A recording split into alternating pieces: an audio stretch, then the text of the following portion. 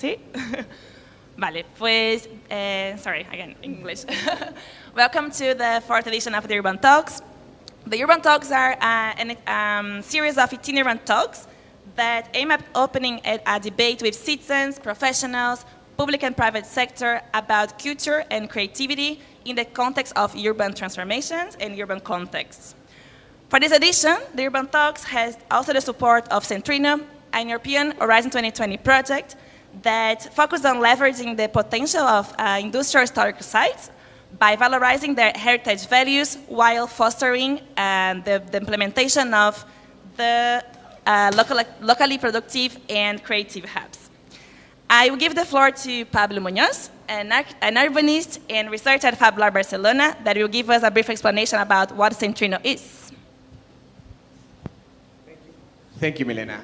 Milena is also a researcher in Fab Lab Barcelona. She's responsible for the local pilot of Centrino as well. Well, welcome everybody to this fourth edition of the Urban Talks. Centrino is a research project. It's funded by the European Union. There are 24 partners working in 9 different cities. The project is led by the municipality of Milano, and IAC Fab Lab Barcelona is the scientific managers of the project. It's a project which objective, as Milena already mentioned just now, is related to testing innovative approaches to how post-industrial or industrial historic sites could be transformed into productive, creative, and innovative hubs. These innovative hubs that are supported and connected with the idea of the Fab City Hub and the Fab City Network are an emergent idea or an emergent concept that we are testing in the project. And you'll see now, during the Urban Talks, different approaches to how these Fab City Hubs and creative and proactive hubs have an impact and have different ways of dealing with the problems and obstacles and challenges, but also the opportunities in these specific areas of the city. The 9 European cities that are part of the project are Amsterdam, Copenhagen, Blondvos in Iceland, Barcelona, Geneva, Milan, Tallinn, Zagreb, Paris, and that's all. Thank you very much. I have a great audience here. Okay, so yeah, that's more or less what the project is, but the important thing is that now we'll have time to discuss about the regeneration and different strategies towards the obstacles and challenges and opportunities in these centers from the main actors that are working in these territories. So, following the topic of keys to urban transformation, today we have the presence of many experts that are coming from different European cities, and they will join the next 3 talks to discuss key elements for the necessary transition of cities. The first talk is titled as From the Hub to the City, a Scale for Urban Transformation, in which we explore how and why the Fab City Hub concept at the local level has the potential to transform and impact across the territory. It will be done and explained by protagonists of 3 different European cities. The second talk is about the actors of urban transformation, exploring both public and private sectors. And the third talk is about designing urban transformation, 505 kilometers from Barcelona to Madrid, in which we will have a talk about the role of public administrations in the expressions of the urban identity. Now I would like to invite Carlota Fontana, an architect and urban designer, and also research project manager at Volumes, to the stage, who will be moderating the next 2 talks. Thank you, Carlota. Thank you, everybody.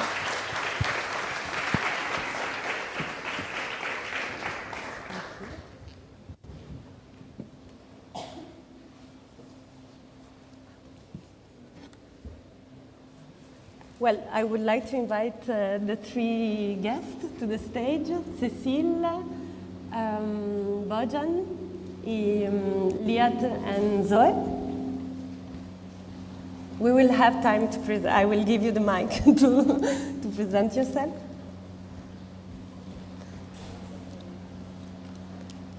Thanks a lot. I would like to thank everybody for the organization, all the people, and you, the people that are here that attend the event. So as Milena and Pablo present, today we have 3 cities from the Centrino research project, and as he explained, the 9 cities and the 3 that are in the stage are working on new typology to new space, new typology to bring about larger transformation in the city. And in these 50 minutes that we'll have, I would like to understand how the transformation could start from a place and how from this place we can reach the broader audience of a city. Maybe you could start with a short presentation of yourself, and then I will go with more detailed questions about that. No, maybe you. Sorry.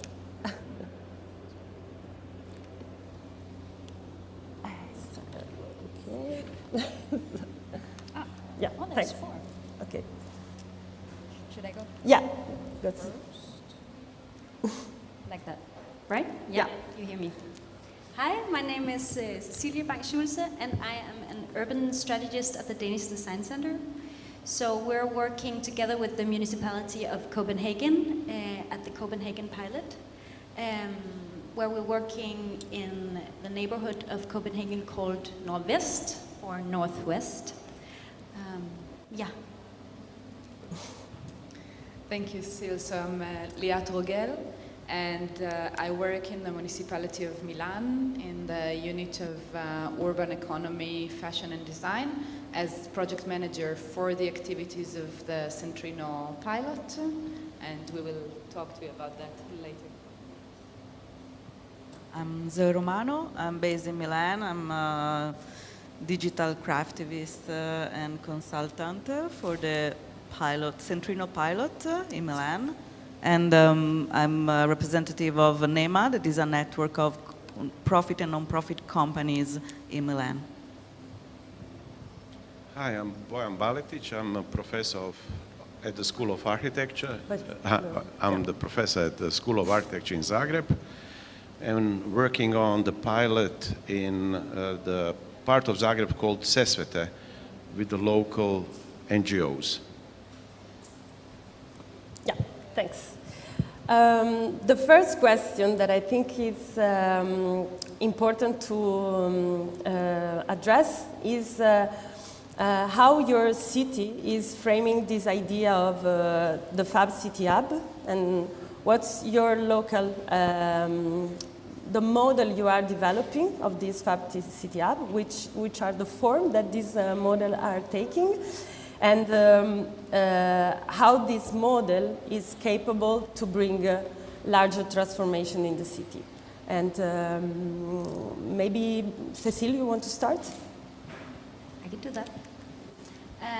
In Copenhagen, we're working, or through Centrino, of course, we got presented this Fab City Hub term that all of the pilots are working with, and we've been working on exploring what our take at this would be, and have landed on actually working with this hub approach in a more distributed way. So we're looking at the pilot area that we're working within and looking at the different actors there and see them as an ecosystem or a network and how they can work as a distributed hub. So how do we make these connections between the different actors and kind of identify and also highlight the potentials of actually working within a network in this distributed hub. So what I'm very keen to also explore even further is to see what are on these actors, these different actors' minds, and what do they actually want to collaborate on. So from a very co-creative approach, we want to, together with them, develop how we want to see this hub unfold. And of course, hopefully we will see that we can create a model where everyone sees themselves play a crucial part and everyone gets something out of it. Because we are quite aware of the fact that we're facilitating something throughout this project, but there's also one day where this project will end. And how do we make sure that we create a sustainable network and a sustainable hub that will also work, and the actors will still see the value of this when we're not here as a project anymore. So we're very much focused on sustaining the network, and also, of course, to develop a model that we could see unfold throughout the city. So testing it out in this area, but also hopefully seeing it spread out across the city of Copenhagen to other development areas as well. And I think one of the strengths with this distributed thought of approaching the Fab City Hub is that we can see the different hub networks grow across the city, but also see them as part of a bigger spider web or a bigger network that can use each other's resources across the city. So if I remember well, in Copenhagen you are testing a model, and then you would like to upgrade this model in a larger part of the city, and you are focusing in a specific area in the northwest of the city, right? Northwest, yeah, northwest. Okay. And are you having contacts with other area of the city already, or it's just you are focusing there and then you will explore other parts of the city? We started off when we took on the pilot project with also creating or establishing this kind of expert network, so across different businesses and branches working within urban development to get their perspective, and not only centered around the pilot area, but working across the city, also nationally, but working with urban development, and again, getting their perspectives and point of views on how we could work with this term called creative placemaking, which is really the foundation for creating our hubs. So our hub is really organized or developed around this term called creative placemaking, where we want to see them contribute to creating spaces or making more room and affordable square meters for creative businesses. So how do we make sure that they can stay in the city? And of course, we're using the pilot area as a test bed, but hopefully also by engaging a broader network and a broader network of experts, these ideas and results that come out of the pilot project will live on, and they will take them out into their own businesses and projects. Okay, thanks. Liat, you want to unfold a little bit better the modeling that has been developing in Milan? Yes, thank you. I will try to speak a little bit of what it means to develop this idea of a Fab City Hub for the city, so for the municipality. And I would like to speak about it from 2 points of view. One is the structure of the city. So Milan is quite a successful city. It's growing a lot. But if we look at the center, then it's developed, it's rich, you have work, and as you go outside towards the outskirts of the city, there are also some very different situations in the neighborhood. So one of the focuses of the municipality of Milan is to look at different neighborhoods and different districts, not only at the center. And with the pandemic, this has become even more important because the way we live, what we have around us has become even more important. So the concept of the 15-minute city, for example, is a concept that we are exploring quite a lot in the city. And somehow in the 15-minute city, you have the issue of mobility, you have the issue of services, you have the issue, of what do you find around you, but not production. So somehow production is not within the 15-minute city concept. And we would like to think that it is, so that you could both get the materials maybe from the neighborhood itself, that could be waste, could be leftovers, but that you could also produce on a local level, on a micro level. We're really working on the neighborhood level. And so for us, the Fab City Hub idea is a bit thought of as distributed, and not one space in the city that does it all, because this way a person in the city, a citizen, could think, oh, and then I need a Fab City hub around me because I need a place where I can produce things, maybe I can repair things. And the Fab City hubs could also be temporary in different places. So for some months there is a Fab City hub in a Fab Lab, for example. The other aspect that I would like to touch is how do you work in a city like Milan? It's a big city and we have a lot of already active stakeholders. So especially in our unit, it's quite common to think about the city as at the service of who is already working. We're not coming there as a city saying, we want to make a Fab City hub, this is how it's done, this is here, and that's it. But we're trying to understand how to work with people that are already doing things in that direction. So we work with an open call, we create a community of producers, and we try really to ask the producers, what is it that you need from us? How can we help you to go in a certain direction? Yeah, we'll keep it short because I want to give the possibility for Zoe to actually speak more about the producers. So what happens then when we work with the producers? This is also nice, this collaboration between NEMA and the municipality on the pilot gives us these 2 points of view. Okay, thanks. Yeah, thanks, Liat. I think that it's really crucial, this idea of imagining a Fab City hub as a distributed way, because in a city like Milan, there is a lot of like micro and small enterprises already flourishing.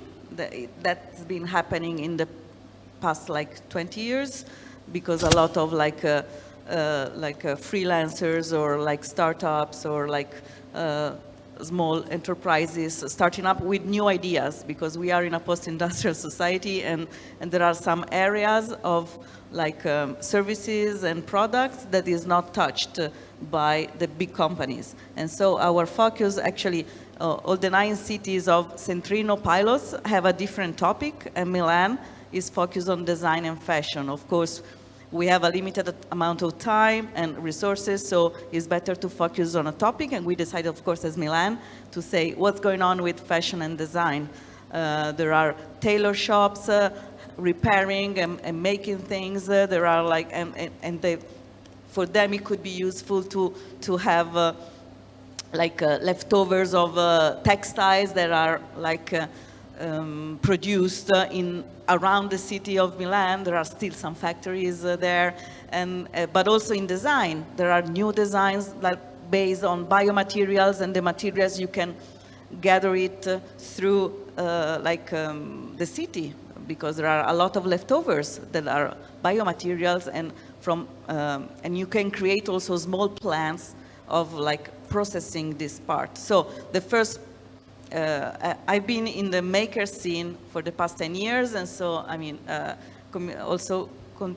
collaborating with the municipality of Milan also in sharing this culture of making, and so the maker culture is pretty broad, and I think that the concept of distributed Fab City Hub allows us to move in the different neighborhood of the city and curating some kind of relationship between subjects, because sometimes you see that small enterprises are really for them it's difficult to network, to collaborate, to work on innovation, and the fact of having someone like in the Centrino project, but then it could become an association that creates the Fab City Hub that curates positive relationship between these subjects, allows us to create new jobs and also new products that are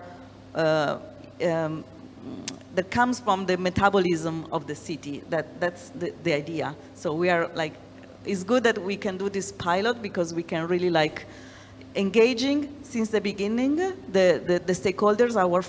Our stakeholder first target is small and micro and freelancers, and then out of them we try to find a way to also put them in touch with others and find opportunities. And then after that, I think in the next couple of years, we're gonna gather the citizens and say, look, there is these people that are doing this type of products, maybe because visibility of small companies is also not easy in a city like Milan. You know, like maybe you've come as a tourist to Milan, where do you go? In the central areas, and you don't know that there are artisans and makers that are doing much more interesting stuff in the outside of the center neighborhood. So that's the thing. Thank you. Bojan,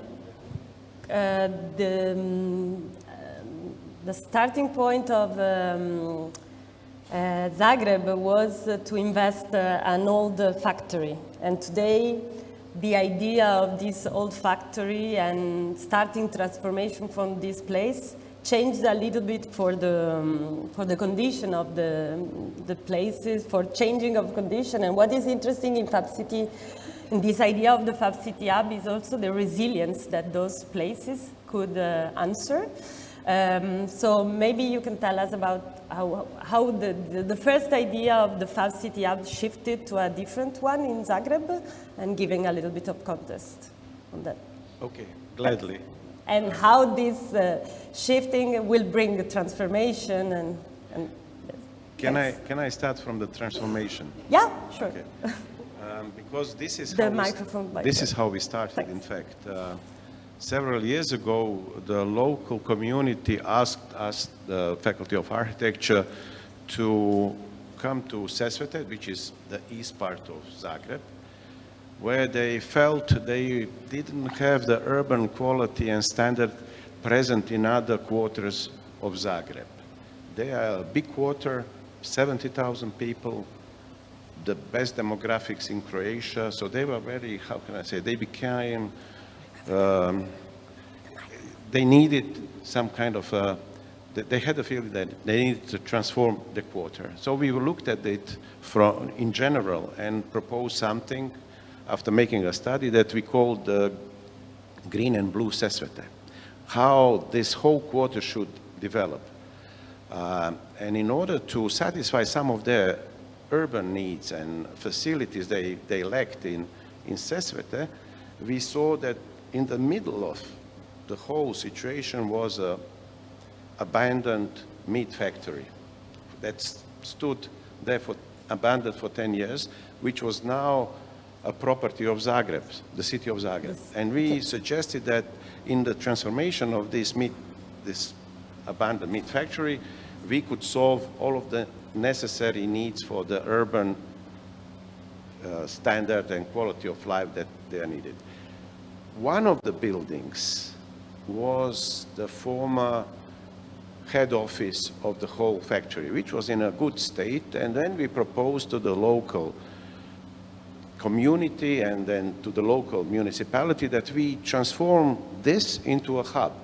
It took some time to explain what a hub was, what it does, what could be the impact of the hub, and why we see this as an important trigger for the whole process that I explained. So the process would be, and we got Fab Lab Croatia on board because it was important. They were doing a lot of stuff around, visiting schools, promoting the digital technologies and so on. Had a huge knowledge, had a huge network. And established, together with the local community, an NGO locally that would promote this to the local community. They are from the community. So, as three partners, we started talking about the hub. The hub was the trigger to establish a new focus in this empty space, or this emptied space, that would bring in children, fathers, mothers, family, friends, and so on, with their own different kinds of activities, and somehow would show the community that there's a huge potential there which needs to be developed, and this would be conveyed to the city of Zagreb. And so for several years we were working on the hub. We were also working on all kinds of different activities at this abandoned brownfield. The former mayor and the present mayor both gave huge support to the idea of transformation, urban transformation of Sesvete. Mm-hmm. We somehow saw that the hub would be the testing ground for this. If we manage to do the hub, then the music school will follow, the health center will follow, and everything they needed locally could be done there and maybe produced a new area. Also, we proposed a big green corridor connecting different settlements there, which now are somehow cut off and not really brought together as an urban structure. I don't know if I answered well. Anyway, but you give me the. But can I just continue on Zoe? So yeah. it wasn't easy to get things done with the building. We had an earthquake. It got on standby, and so. So now we are also approaching the idea of distributed hub, getting people involved and having them active for the moment when we will be able to return back and redo the building. You touch upon an aspect that was not mentioned very clearly, but I think is important in order to talk about transformation, is that one of the research line of Centrino is the heritage. How we transform places and city, bringing something from the past and combining with the new technology, with the transformation, etc. And so I would like to understand how your three different experiences are giving an answer to this. What's the heritage that we bring to transformation? What's your relation with the heritage, and who is also because there is a strong component of who is allowed to decide who is the heritage, and I think in Copenhagen you are asking this question, and then we could go to the other cities. Yes, it's been like working in the neighborhood of Nordvest. As soon as you go out there and move around, you kind of sense that there's a certain identity or a feel of belonging also among the people living out there and operating out there every day. So it's really interesting for us to also have that take on the development process, like looking at what is actually the heritage within the area and how do we underline this and use it as a catalyst for the development that we see going on. As the others are also mentioning, that the city of Copenhagen is also developed in a rapid pace. A lot of old buildings are torn down and new buildings are popping up. The housing market is racing to the sky. So how do we make sure that we sustain some of the buildings where we have this old soul, but that's also affordable for businesses and for people to actually live in and work in. So that's been kind of the starting point for working with the heritage.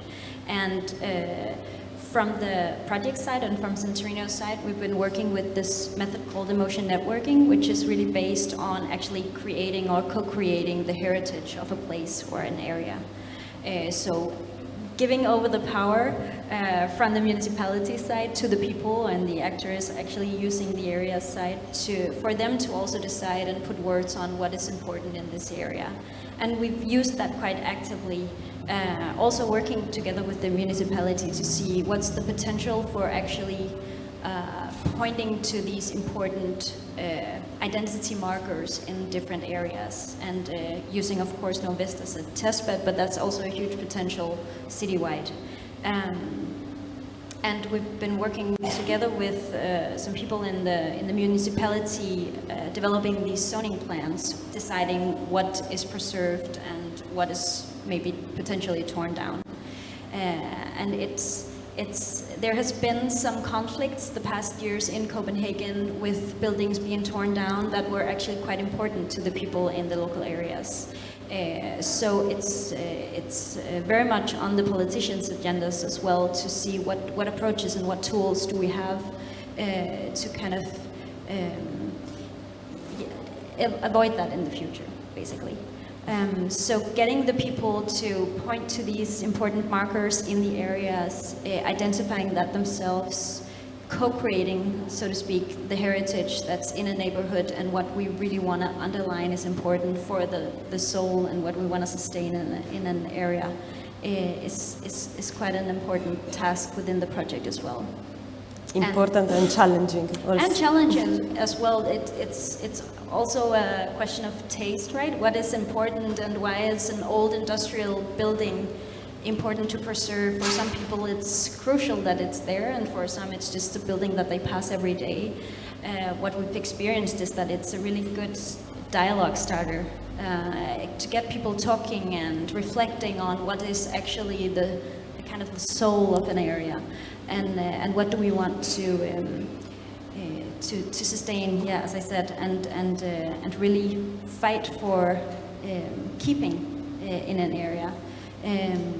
And how do we also make that grow then? When we know what our unique identity or markers are, then we can also explore how to make that grow even further, and it gives people a sense of belonging, I think, and also something to fight for and a wish for actually sustaining that community and that network that can be in an area. And hopefully we will also see that spreading to the businesses out there. What is actually our joint or common mission? Why are we located in this area? What's important for us? And how do we use the resources, all different kind of resources, buildings and people and everything, in better ways, also in the future. So in that sense, we're working on like massaging that into the praxis of the municipality and how they're developing these plans, and also working with local committees that are placed in different areas of the city to see how can they use the emotion networking and the approach to heritage to actually starting those conversations, so we don't end up in those conflicts again in the future. Thanks. In Milan, your relation with the heritage, I have the feeling that is much more related to the craftsmanship, the textile, the relation, not with the buildings, but with the knowledge that the city and the people from the city has established, that finally is a relation with the heritage linked to the space of the city. Could you tell us a little bit which are the activities also that you are doing in this? Yes, so I think we again have a sort of double view on that, because from one hand, it's what you just said, and it's also about the way you used to make things and the way that you could make them, and I will leave Zoe to speak about that. On the other hand, you cannot ignore in Milan a huge heritage, an industrial heritage. This happens in many cities, but maybe the identity of Milan as a successful city was built around work and around industry, no? So there were the huge immigration flows towards Milan because there was work there, and the type of work was industry, the factory, and the industry and the factory not only was integrated in the city, but also took care of housing, of services. So the industries actually built the city. And so we do also have this heritage that is related to buildings. And of course, as happened in many European cities in the 80s, when the industries left, they left a void.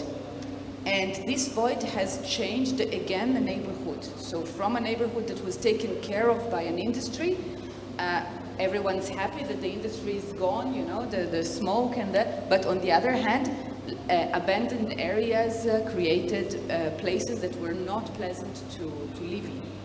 And then they were slowly, with a sort of regeneration process, filled with another type of industry, this is the service industry. And this has changed the neighborhood again, excluded and included other people in the neighborhood. And when we work now during the Centrino project, we work in the next industrial place. It's called Base, and it's the best example of how you can take a huge place and transform it from an abandoned natural place to a cultural place. So here we use culture to do that, and in the neighborhood we have a lot of conflicts around that, and this is why we are also using emotional networking, and we do that with the people that work in Basel, and they say, for example, from a structural point of view, industries and factories had walls, and people don't overcome these walls today, even though you're doing something open. So there is this structure issue, and when we talk now about proposing production in the city, we have to be very sure that we are taking in consideration the heritage. So people that are living in that neighborhood, they used to produce in a way, they used to work in an industry, it's there, no? And yeah, on the other hand, the production themselves, when we talk about circular economy, using waste, using leftovers, this can be very new, and this somehow comes in conflict with how they used to do things, no? Yeah, just 5 minutes left. I only say a sentence. Sometimes it's just, when you say heritage, it seems like a bit of romantic, but actually the point is, how can you do something good and with our new mindset, with sustainability and stuff, despite the heritage? So we have huge factories, huge polluted territory, because, I mean, factories leave pollution. We have this fortress in the cities. In which way can we reframe this, involving the citizens, and fighting also the rising of the rents to allow craftsmen and people that make things with their hands, not in the factory, to stay in the city, because that's the real problem that we need to fight. The same? Yeah, my Heritage. question is, what's Heritage. which kind of relation Yeah. your hub is established, your idea of hub is establishing with the heritage of the city? Yes. The same stories, the industrialization and the void left after the industry stopped is the same. There's a lot of people that, generations worked in this industry, and they might be sentimental. This is what we try to find out through emotional networking, but the new generation don't have a relationship to this. But still, we thought if we were to leave something out, apart from the building for the hub and some other, should we leave the silos that were in the center of this whole situation and making a mark on the whole territory?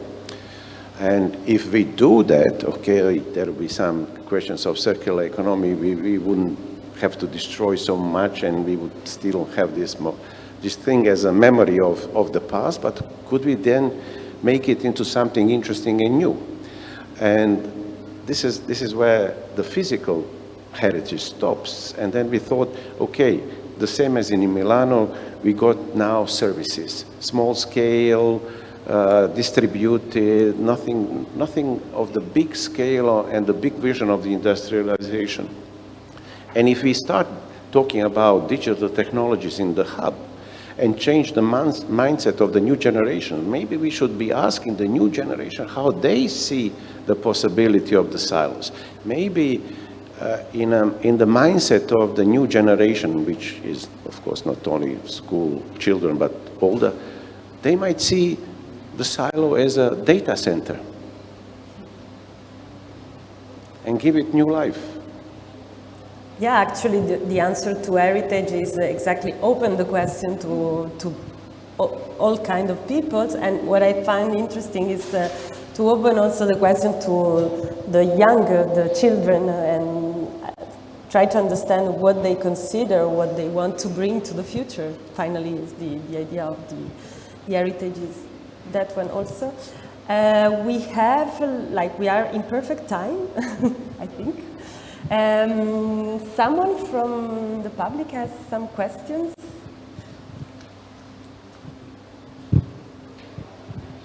If not, I have a list of questions.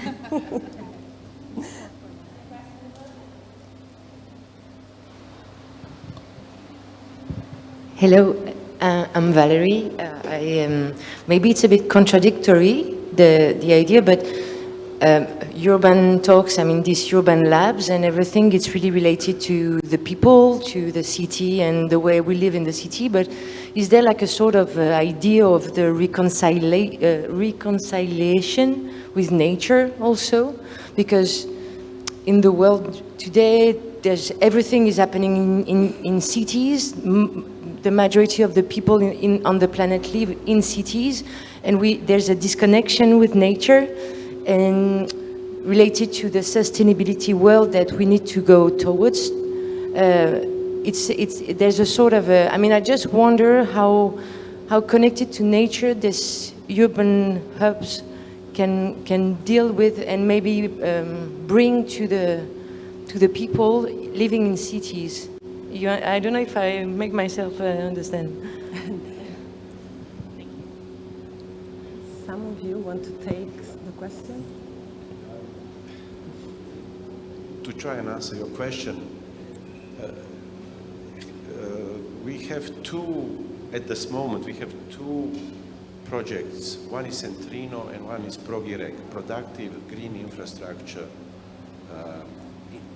and the same pilot. This meat industry is the same pilot. So in Centrino we look, what are the future production ways, which would generate a new generation of people and maybe, how can I say, define some new criteria for the urban development. The other one is looking at nature-based solutions and how we bring nature-based solutions to the new urban development that should start there.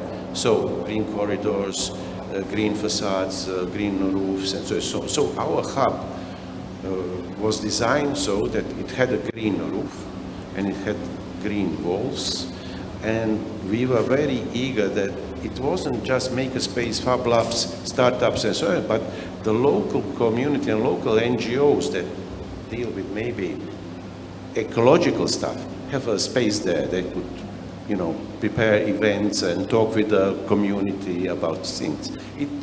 For us, it was always a community-driven hub where the NGOs know the community and can provide problems. And maybe people like makers and others, startups and IT people, could find solutions for those problems.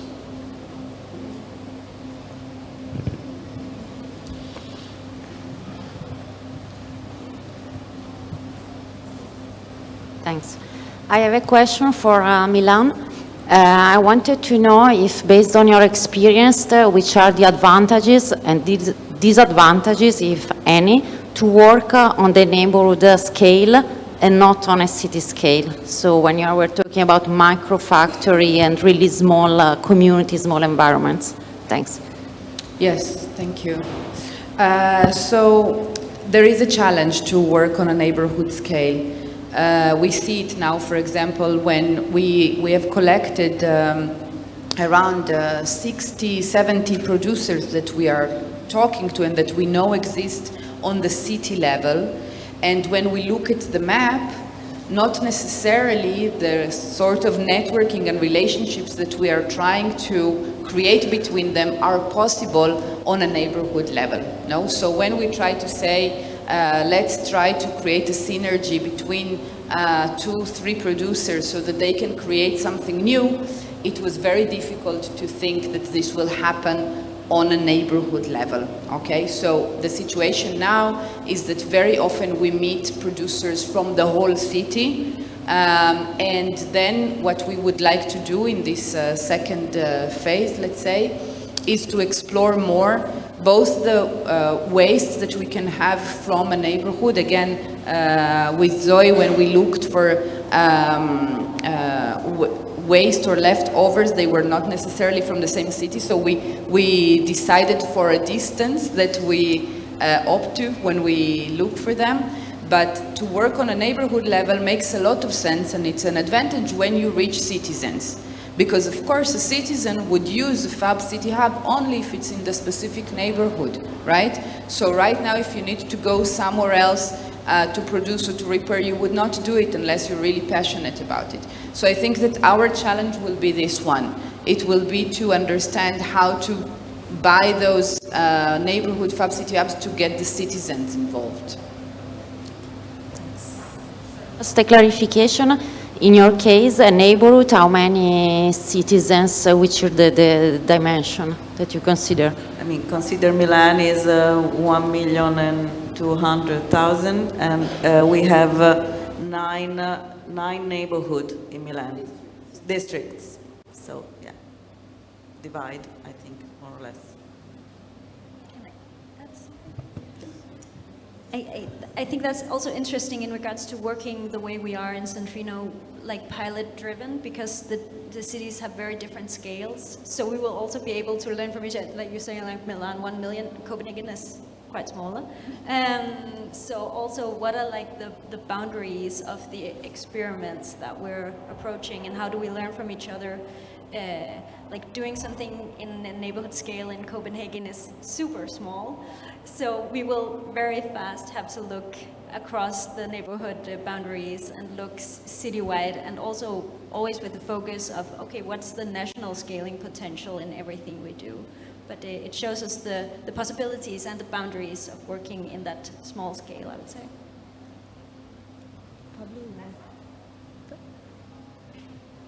Yeah, I have one question. And it's related to language, because we have a lot of different terms that we tend to use in these projects and when we talk with colleagues, but sometimes this is difficult to understand to other people. So I would like to ask all of you, how would you describe the action, the activity that happens in a Fab City hub, and why it's good, it's positive for the city to a complete outsider?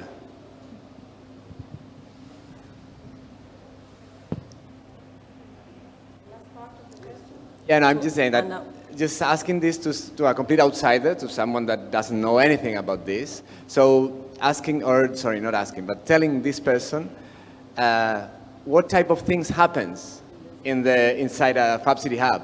So what is it that it's, what type of action, activity, I don't know, what happens there, and why this is positive to the city. That I'm sure that it's a different answer for each city, but that's why it would be nice to know this diversity. I think Pablo is asking why people from Barcelona have to come to Milan to a sort of promotional speech. Come to Milan to see the Fab City hub, or to Zagreb.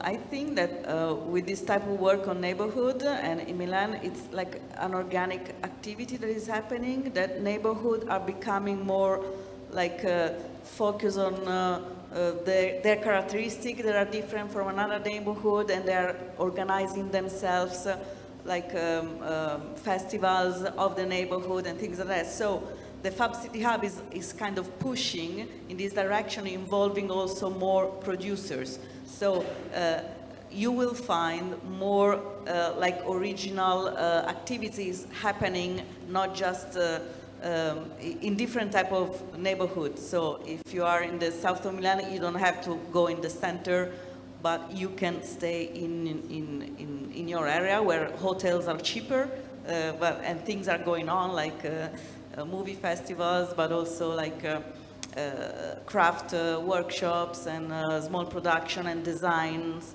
activity. So it's not just focus on big hubs, institutional hubs, but this type of activities that are involving also could be visitors, could happen in we call it the belt of Milan, and it's interesting. I think also, like from a broader project perspective, what I hope to also get out of it is that we get also the tools and approaches to kind of highlight the differences. So we realize that we don't need all the same things in all different neighborhoods. So when you move through the city, you also experience the differences that we're able to also develop with this put in center, so the different identities and the different communities and the different type of networks and how they affect the neighborhood that you're in. So you don't have a Copenhagen that's just the same all over, but hopefully this can help highlight the differences across the city as well.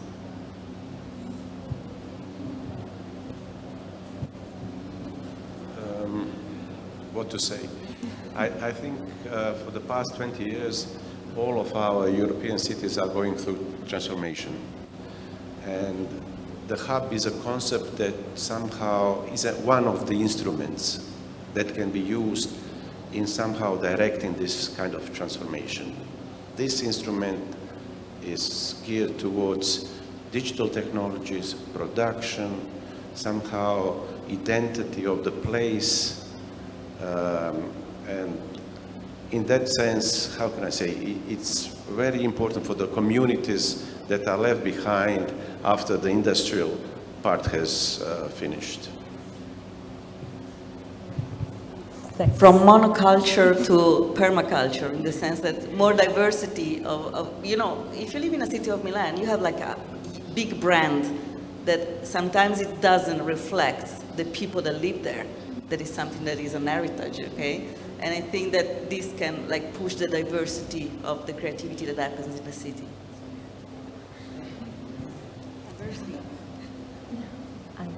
We are, okay. Thanks a lot, thanks to all of you.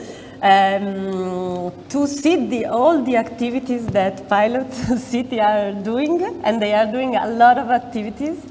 In the web pages of the Centrino, you can be updated, you can decide when is the best moment to visit Milan and Zagreb and Copenhagen.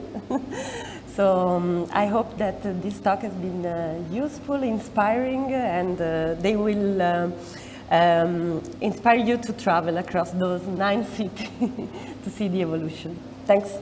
Thanks a lot.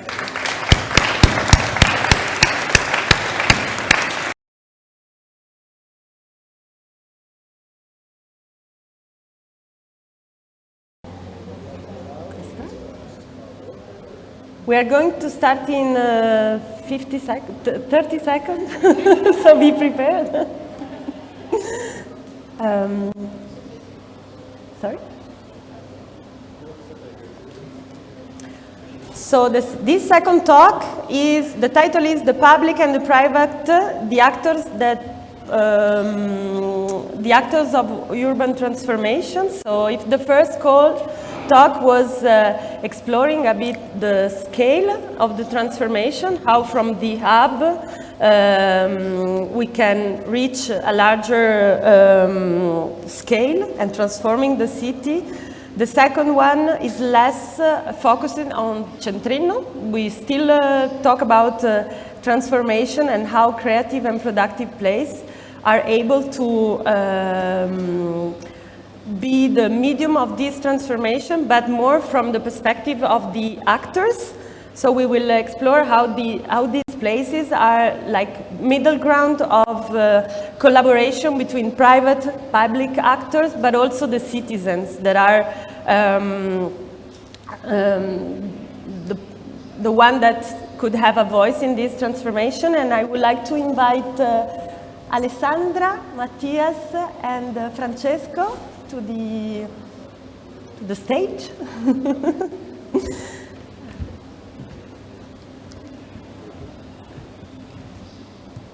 We will start with Alessandra.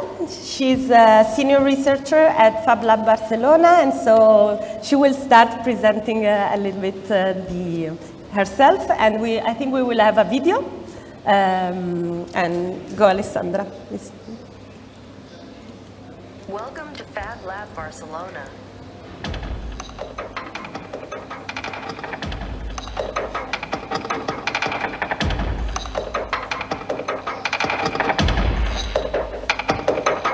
Action research. People-centered approach to innovate using technology, digital fabrication, and circular economy principles to improve global and local livelihoods.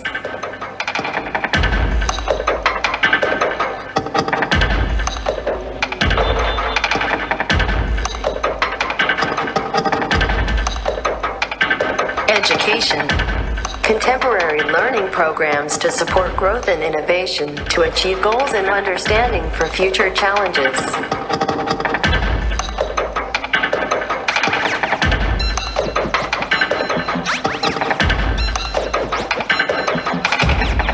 Strategic partnerships, helping organizations to foster a dynamic, authentic, humane, and sustainable culture of innovation.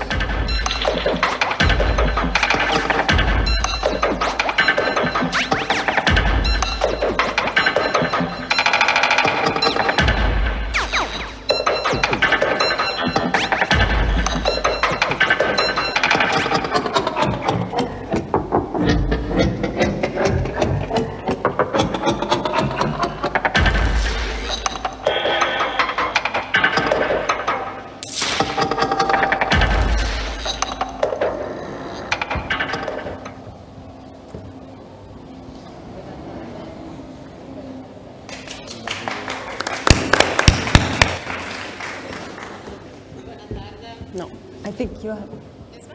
Yeah, and you have to open it. Ahora sí. Yeah. Buenas tardes, good afternoon. Welcome to Barcelona, warm welcome to Fab Lab Barcelona. We are happy to host you here for this Urban Talks and also the Centrino Consortium meeting. We are a Fab Lab, and you are placed in our physical space, so you can see a bit of our infrastructure, and behind you can also see the machines. So that's the distributed infrastructure to work with digital fabrication.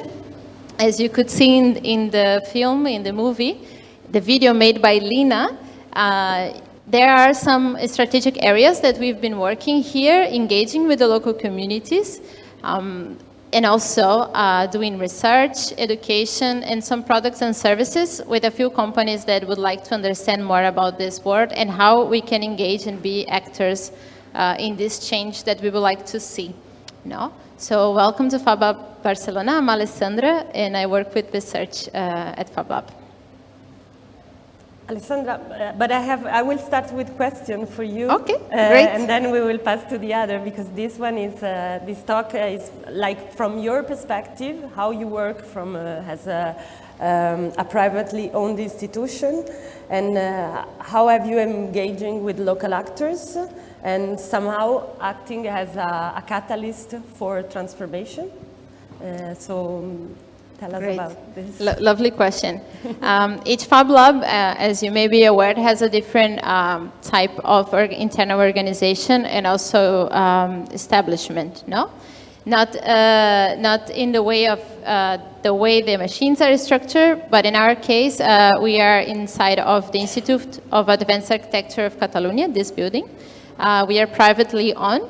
Not for profit, and being a privately owned organization has brought us some new ways of understanding what's the role of of this hybrid space, which is for education, a research center, and how we can engage either with the public and with the private sectors. I would say that we take a bottom-up approach for all the things that we do here.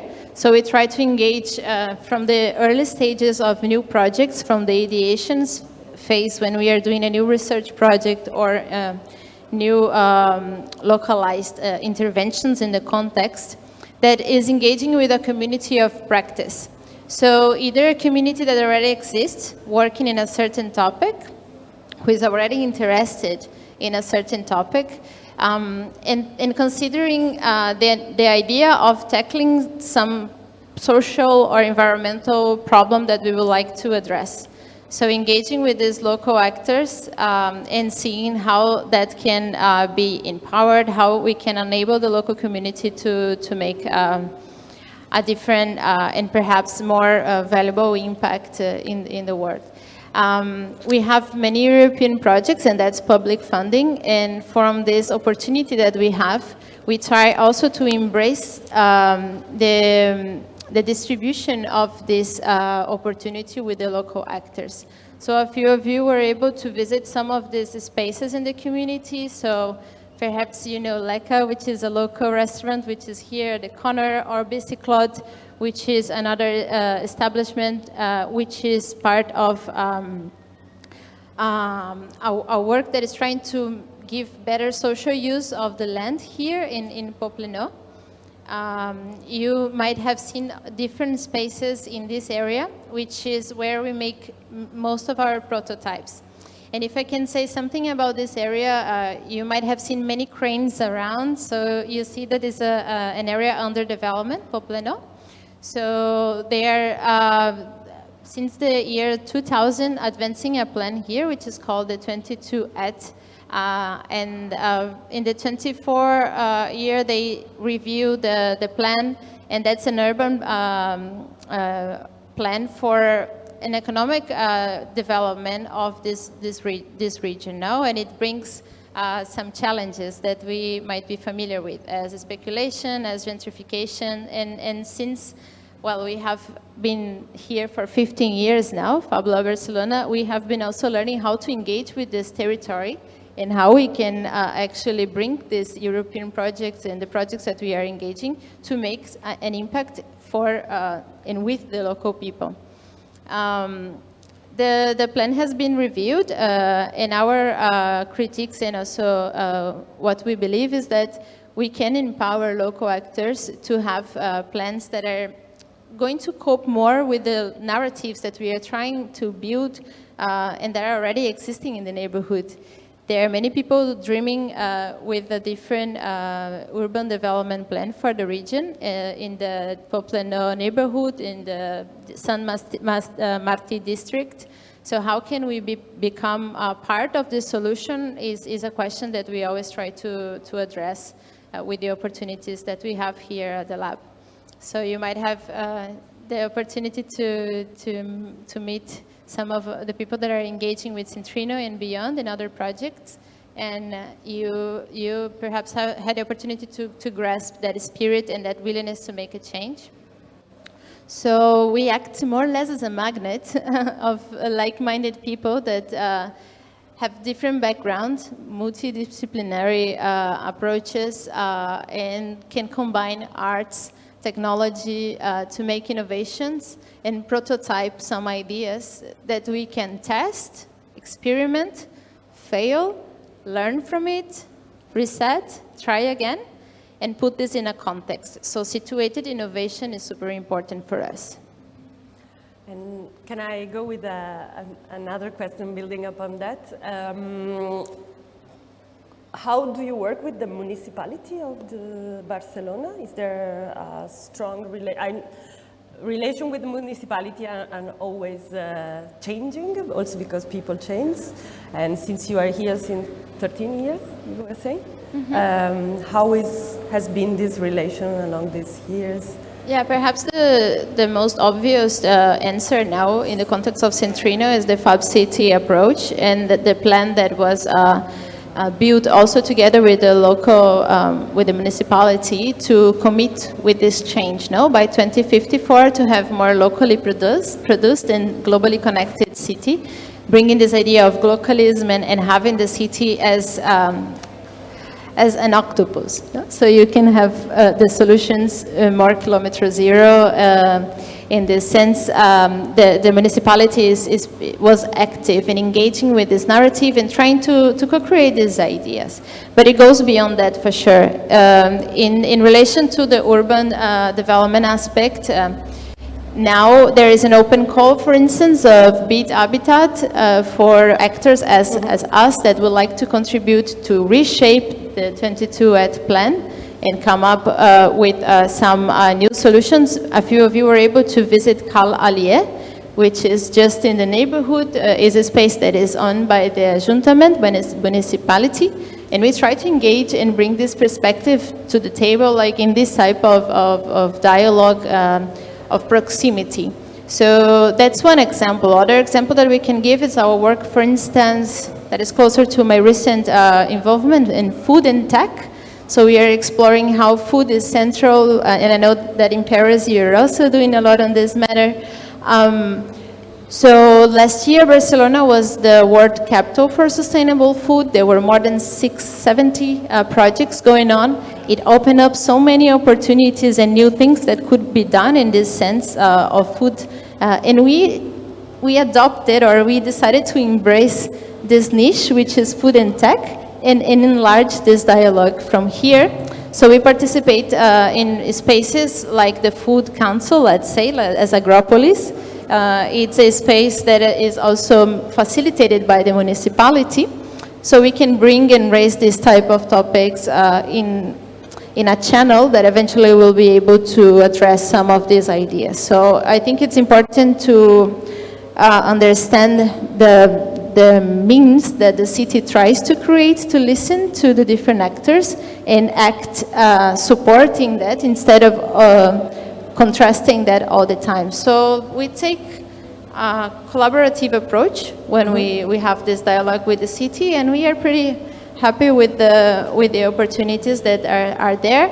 Not enough, it will never be, I guess. Yeah. So let's keep trying our best, and we are one actor in this ecosystem. Yeah, thanks. You mentioned a sort of need of alignment between the objective of a municipality and what more bottom-up initiatives are trying to answer at the more neighborhood and level. Francesco, I would like that you present yourself. I know that you are part of Volumes, which is an innovation lab, and you tell us about the relation that you have built along this year with within the Fab City movement in Paris, and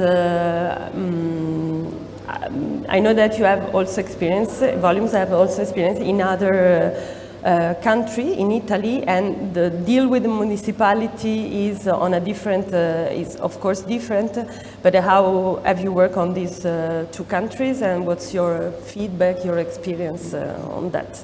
Okay, very big question. Yeah, I know. So, Francesco, I'm founder and director of Volumes, which is, as you said, an innovation laboratory based in Paris.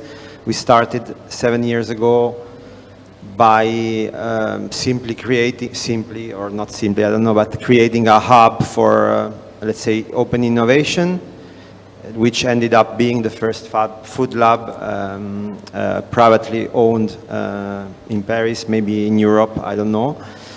And when we created this space 7 years ago, we didn't have in mind to work with the city council or to engage with, I don't know, European project.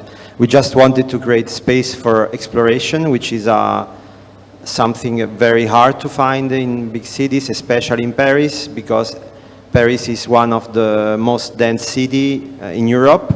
The real estate is one of the highest price also in Europe. So it's a very dense and very, let's say, well-organized city in which everything is super well established. And if you look for space for exploration, there's no much space for that. So we wanted just to break this rule. So it was not we didn't have this ambition. The reason why we ended up engaging with the city council is just because, maybe also following the magnet narrative, basically we ended up having people from the local authorities visiting us, like with the curiosity, let's go to a safari and see what these guys of innovation are doing, why they are working with the Fab Labs, mixing this with food, etc. So it was out of curiosity that we received the first visit of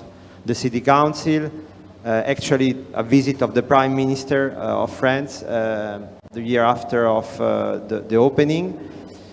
And based on that, we realized that what we were doing was not like operating a hub for innovation, but we were kind of changing eventually also the way to think about the city and the creative city in general. And so we saw this as an opportunity And at some point, we decided that we needed to learn how to work with the city council. And it's not easy. It was not easy. So what we did, and I think it is crucial in our story, is that with other labs or people or organizations around us, we created Fab City Grand Paris. I see Vincent and Sebastian over there, founders of Fab City Grand Paris, which is an NGO that put together all different organizations and that have among its mission to facilitate the dialogue with the city council. So the point is, I mean, what we learned is that if you want to have, first of all, if you want to have impact at city scale, you need to work with the city council and with public authorities, because if not, you are simply, there is no point of doing that. And to work with the city council, you need to have a channel of communication that is, let's say, simple enough or agile enough for them and also for us as actors. So basically, the point is the city council cannot engage conversation with a crowd of organizations that is not clear how they operate, which relations they have. They just have, they need sort of point of contact. And this is something that I think we did very soon, and that, let's say, helped us a lot. And the challenge after that is what we are engaged with in Centrino, which is doing the step further, meaning creating a hub that is completely dedicated to this collaboration of, let's say, between local authorities, citizens, and private companies, which is the Fab City Hub Paris, that will be open officially soon in the next few days. We are waiting for some approval. And also this need of institutionalizing, I don't know if this word exists, but we felt this need of going out of, let's say, our labs, you know, these spaces of exploration, and create something that it is more institutional, in order to facilitate the collaboration with the city council. This is the story of Paris. So basically the point is, from our experience, to facilitate and make things simple for the city council. Yeah, that's a crucial point in our experience. And when we started engaging in other cities, because now we are active in Europe, in different cities through Centrino, but also in Italy, we have other projects. And we found that this strategy is something needed and quite common. Also yesterday, I think in a workshop in Centrino, we were talking about this relation with the city council, in which the city council needs to have a trusted organization that is able to guarantee that that local actor will actually meet what they are promising. No? So the need of this trusted organization is crucial. Of course, in Italy, maybe it's more difficult because it's a quite different story because of the economical, let's say, context.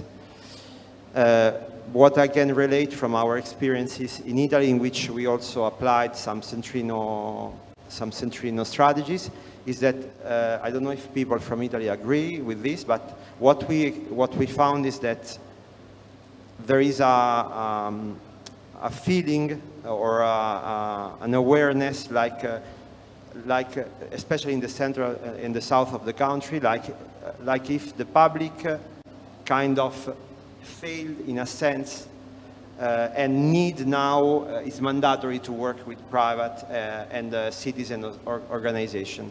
So basically there is this willingness also of public authorities to work with private companies, with NGOs that represent citizens, because they are aware that they can't afford alone the renovation of heritage sites, etc. So there is this willingness, but then there are some complexities that need to be facilitated, for instance, by creating an NGO that represents the citizens, the voice of the citizens, etc. So yeah, I think it's about simplifying and also an effort of communication, like to explain to the city council and public authorities what you are actually doing. And for this, FabCity, in our experience, is a kind of brand, if we want, or a narrative that works because it embraces all the aspects of urban renovation. I think that a lot of what I'm saying will be underlined also by Matthias, but I don't want to spoil. Yeah, Matthias, you are founder or co-founder of Ressources Urbaines, Urban Resources, which is a cooperative, and I would like that you explain a little bit the role of the cooperative. I'm really interested. Created with the aim of defending and promoting the activity of artists and cultural actors in the city of Geneva. With one of the drivers of the relationship between the FabCity ecosystem and the public administration. No, sorry. I was wondering what's your relation with transformation in Geneva, but also, and the question was, how do you relate with a larger territory that is the canton? Are you active only in Geneva or also in the... Okay, so hello everybody. I know that you have a presentation, so no, they are just pictured to illustrate. They are totally free, it's just to give you a feeling of Geneva, then because and also see the type of spaces we are in, which are old buildings, and we do not make perfect renovations, so we are in the middle. So Ressources Urbaines, I think I will just try to explain what we are as a cooperative. So years ago, around 7 years ago now, we were a group of former people from the alternative cultural scene of Geneva that faced the rise of the prices in the city and the return of the investors. So the trend of closing the squats, and there was a crisis of spaces for artists. So we were all people like with experience of building projects, but the context changed, so we decided to create a cooperative to try to defend the interests of the community of artists on a long-term time, because we realize if we only make, you do one project, you're an association, and when it's done, then you just disappear. And that it could be interesting to put it on other scales, something that can create strong bonds and perhaps last for 30, 40 years, and being more and more, little by little, an actor able to have an impact on the urban transformation. So we create this cooperative, and now we are 500 members, and we have 8 buildings. We also drive 2 projects who are more like connected with urban agriculture, and it's around 800 square meters of working spaces. And we start with the aim of defending the interests of artists and craftsmen. But by the way, we open ourselves, or we make links with the social and solidarity economy.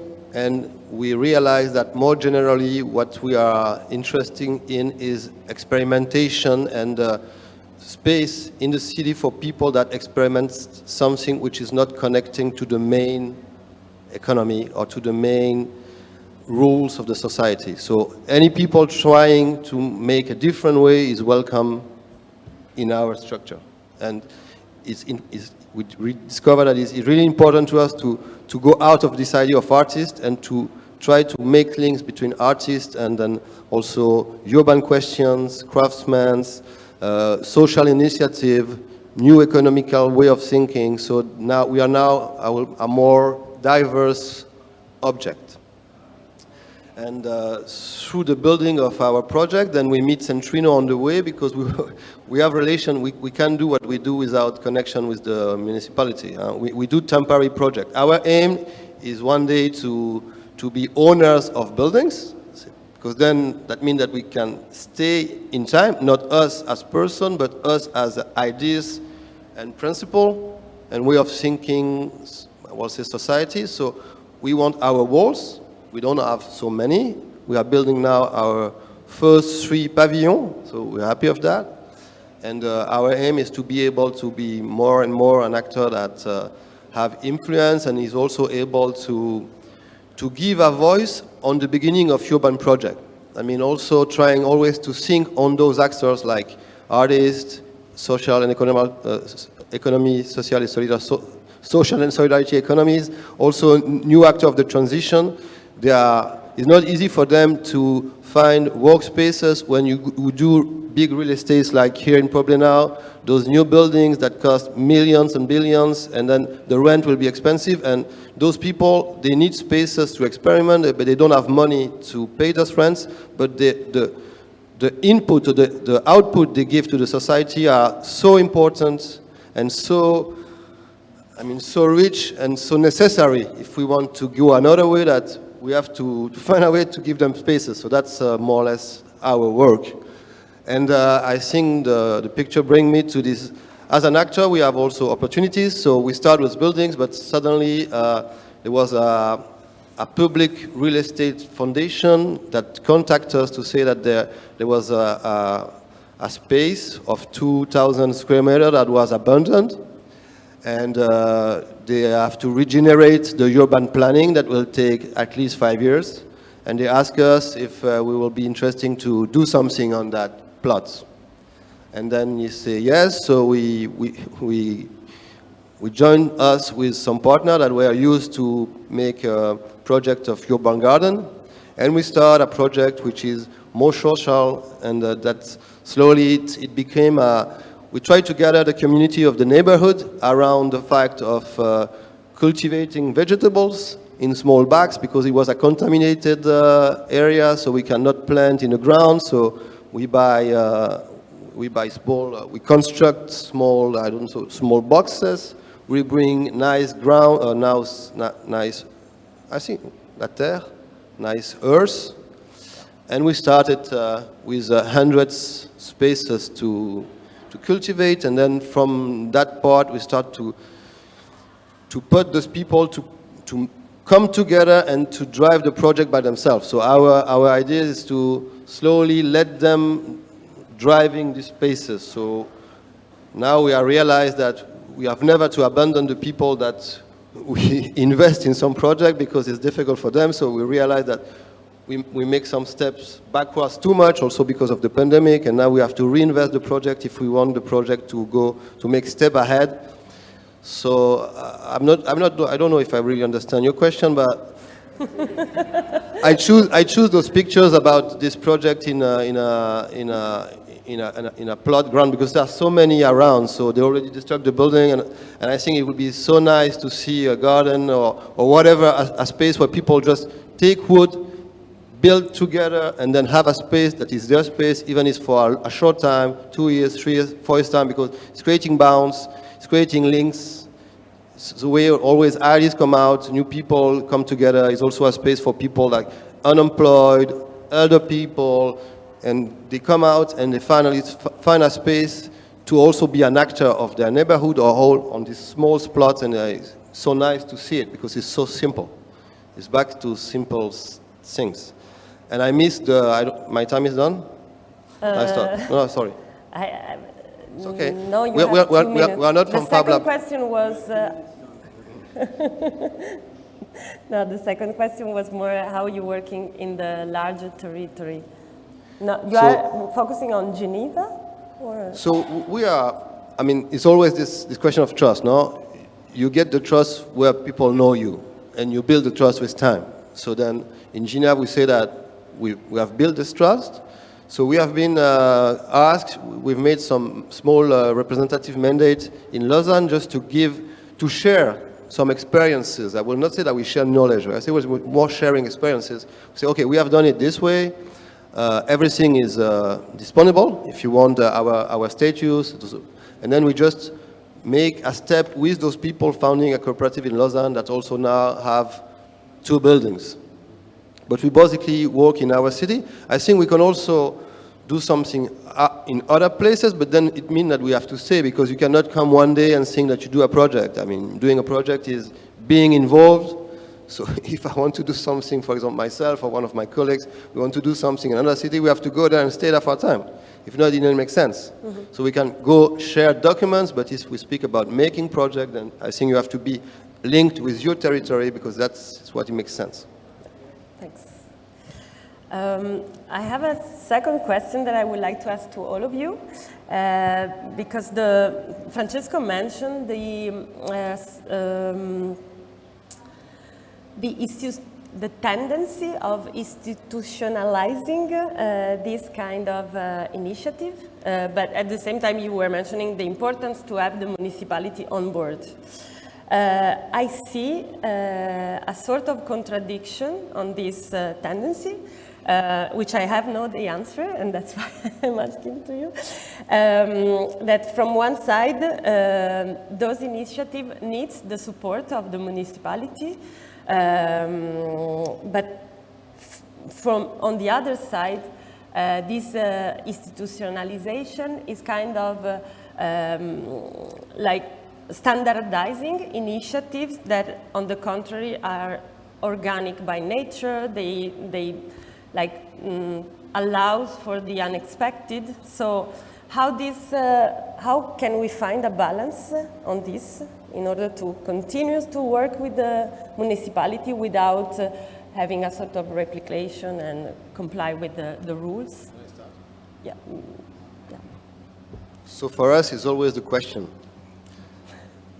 how to deal with those relations, but it's impossible to do. Part of our buildings, there are buildings from the government or from the states, so we cannot enter the building if they didn't give it to us. Or we can squat it, but the squat is not allowed in Geneva anymore. So then we have to get the strut, but it didn't mean that we do what they want, but we do what we want. And then we're also able to deal with conflict. And sometimes it's happened. For the moment, we have changed. It's not conflict, it's not conflictual, but it can become. And that's the reason we have to bound, I think, to create strong communities, also to be able, at the time it's necessary, to be in conflict and try to defend your interest. From my point of view, I don't think that we sell ourselves. Because we are cooperative with ourselves. They don't give us money. They only give us spaces. Sometimes we pay for the spaces. We pay less than the market, but we pay for the spaces. We have our freedom. They are not part of our board. They are just partners. So, and I think it's good to keep this distance. It has to be a distance. The problem can become when we enter the idea of you want to make urban planning, then you can have problem because you need them to have buildings, but then you will criticize them in terms of the way of doing urban planning. That could be your internal conflict. So for ourselves, we decided that we don't make so much politics on the name of ressources urbaines. We make politics by action, and then there are other ways to express our ideas. Okay, thanks. Francesco? I like very much what you're saying, and I agree as well.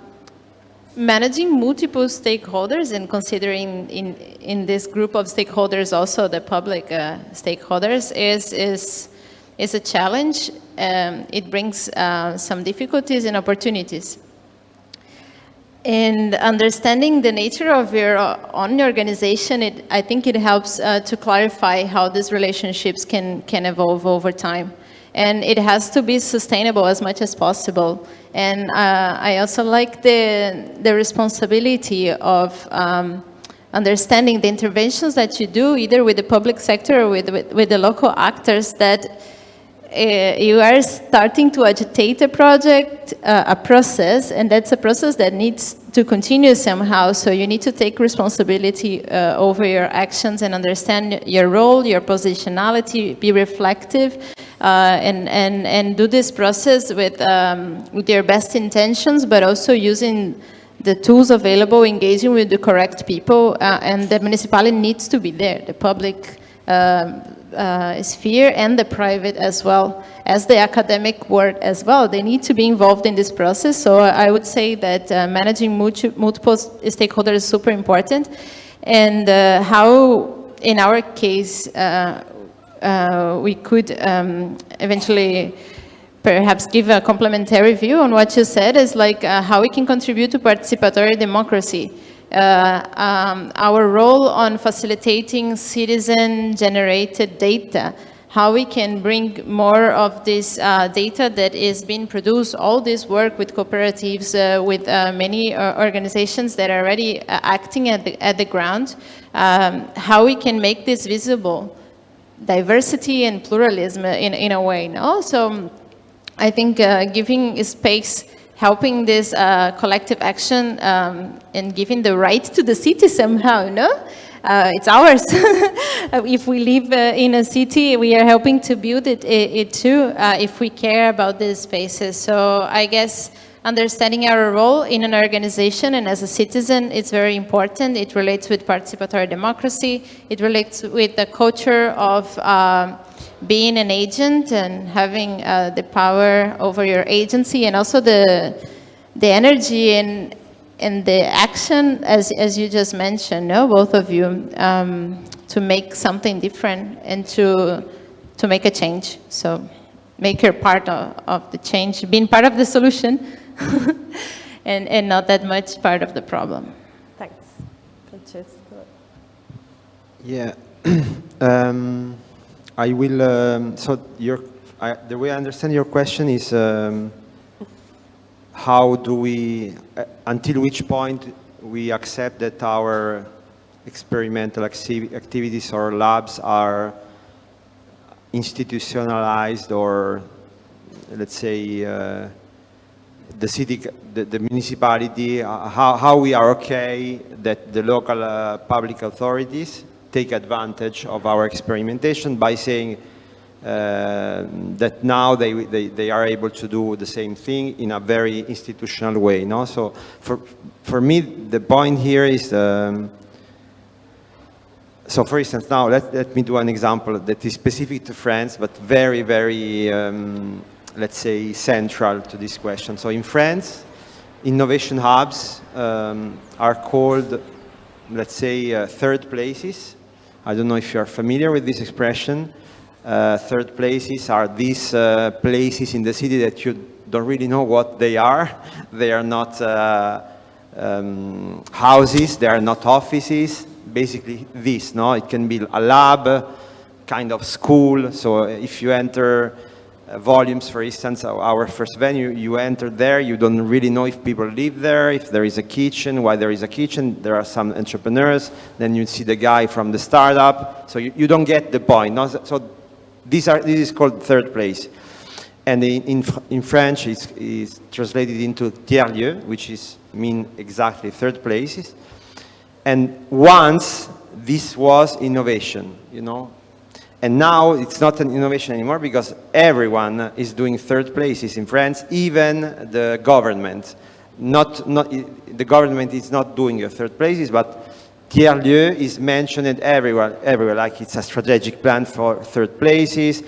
They have funding for third places. They are advertising third places. So for me, the question is, how do we relate to this, no? And what I think is, at least how we see our mission at Volumes in relation to that, is that institutions, they are not able to operate at the edge of innovation, no? At the edge of change. So our role, I think, is to be and to work in that edge. And once that this become an established model, we should leave the place to more traditional organization that can be public authorities, but for me this is exactly what happens with capitalism or let's say the startup world. You have some innovation, and at some point some innovation become a startup, or this has happened with WeWork, for instance. I don't know if you are familiar with the co-working movement, but co-working was before a social innovation, like people meeting together, working together in the same space to collaborate, etc. And this was an independent movement. And then WeWork came and this became the most funded startup, I think, in the world, that then crashed. I don't know. I recommend the series on Apple TV, We Crashed, because this is a very compelling story. But for me, this is the framework to think about this is, okay, what happens once the innovation is established? And for me, it's important to recognize that it's completely fine that what we are experimenting in our labs at some point go outside of our labs and become, I don't know, a startup or a public fab lab like it happened in Barcelona. For instance, I don't know, yesterday I asked the question, I don't know how people from Fab Lab Barcelona think about this network of Fab Lab. I guess that that may be some tension, but I think that also it's fine that at some point this become, you know, a public place where kids can go, where families can go. It's open to the public, and I'm sure that once this is established, Fab Lab Barcelona or Volume will keep doing and creating other models. For instance, this is what it's happening now in Paris with the food lab. Mm-hmm. This was started like a super small kitchen, and now it's developing a lot, and maybe tomorrow, I don't know, maybe someone will come and will create a startup out of it, and our role will change to something else. So for me, it's important to recognize that this is the normal trend of innovation. Okay, like a curve.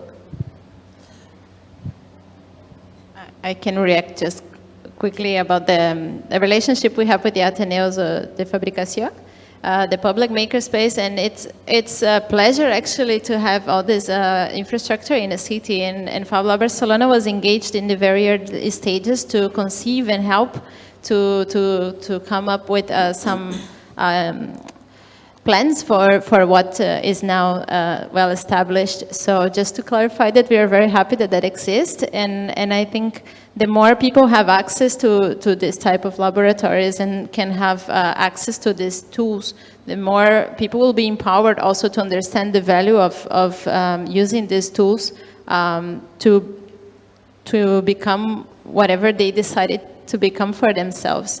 You know? So it's an empowerment space afterwards. So we are happy with the network, and being part of a network is a strength. It's a way that we can share what we do and learn from each other as peers. Thanks. I think we would like to open the question to the public. Yes, I see already some raised hands. We will have time for only one question, so sorry for that. Got it.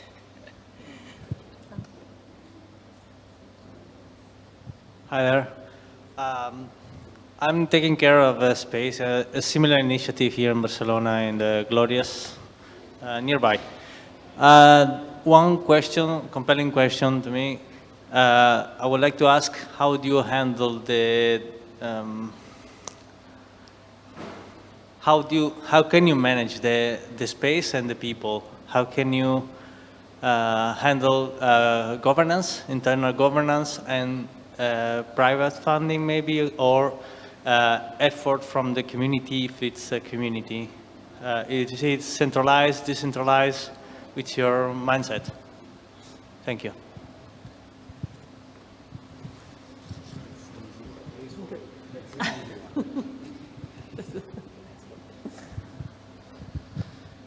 Okay, so as we decide to be a cooperative, we also accept that in a way, as we are big and we have employees, we are a team, so I'm part of the cooperative, I'm a worker. In the past, I was doing projects for myself with friends or associations, so we were all sharing together and deciding together. I think the level of self-governance of the places is less important than it was in the past. When you have only one places, then you take a lot of time to decide together. We try to be something in between, because we provide the spaces, the people pay their rent, and we try to make it as simple for them to go to work without losing time. but we also try to keep a space for their ideas if they wanted to express them. So if we compare about the space we visit in Barcelona those days, we are really less alternative than we were. When we were squads, we were really like all together around the kitchen and picking hours to make decisions. In a way, we accept that we are now a society. We're a company. Our objective is low prices. We work for low prices. And we expect those principles to our members, and I think they understand well. They come to the assembly, there are not so many. Even we realize that when we just want to make assembly to speak about principles, sometimes they even didn't come. Because I think in a way they're comfortable with the idea that they can just go and work. So the level of democracy decreases, but is still open for democracy if it's asked. But I have to admit that it's not really asked. Perhaps because we find the right prices, and the prices is the more exclusive things. I think we speak about working places, the problem is the prices. So perhaps when you have low prices, the people accept that is good enough. I don't know. And about funding, our objective are always to be sustainable. So we run all our building with the idea that the cost, the rent have to cover the costs. That's the main principle we have. And we don't want to go out of this principle. The fact is, when you enter a building, there's always this time of renovation and all those time of project before you get in, and sometimes you fail. And we get the chance to be supported for that part. And that avoid us to support that part by the user. So it permits us to keep lower price. So that's more or less the system we built. And we have a chance because in Geneva there is a foundation, and this foundation was created to support those kind of initiatives. So they are our founders. To be totally transparent, they give us around 35,000 euro per year just for developing. That means that when we're a team of 3 people developing projects, looking for opportunities, we don't have to think about those hours. They are paid already. And then when we have renovation, if we can keep the building for 3 or 5 years, then we try to auto-finance the renovation. But then, if the time is short, or if the rent we pay to the owner is high, then we realize that if we pay if the people pay by their rent, the price of renovation, the price will be too high. In this case, we demand. Our goal is to be able one time to finance everything by ourselves. But we are realistic and we go step by step, and we're really pleased that we get those supports. I don't know if I answer all your questions, but I think I do. Thanks, Matthias. We are running out of time, so we will yeah, making sense.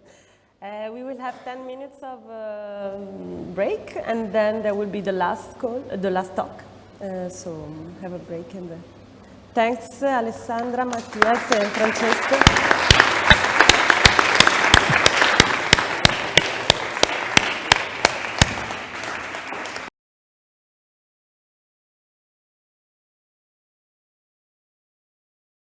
¿Cuál será una conferencia? Nacho es licenciado en Publicidad y Relación Pública por la Universidad Complutense de Madrid.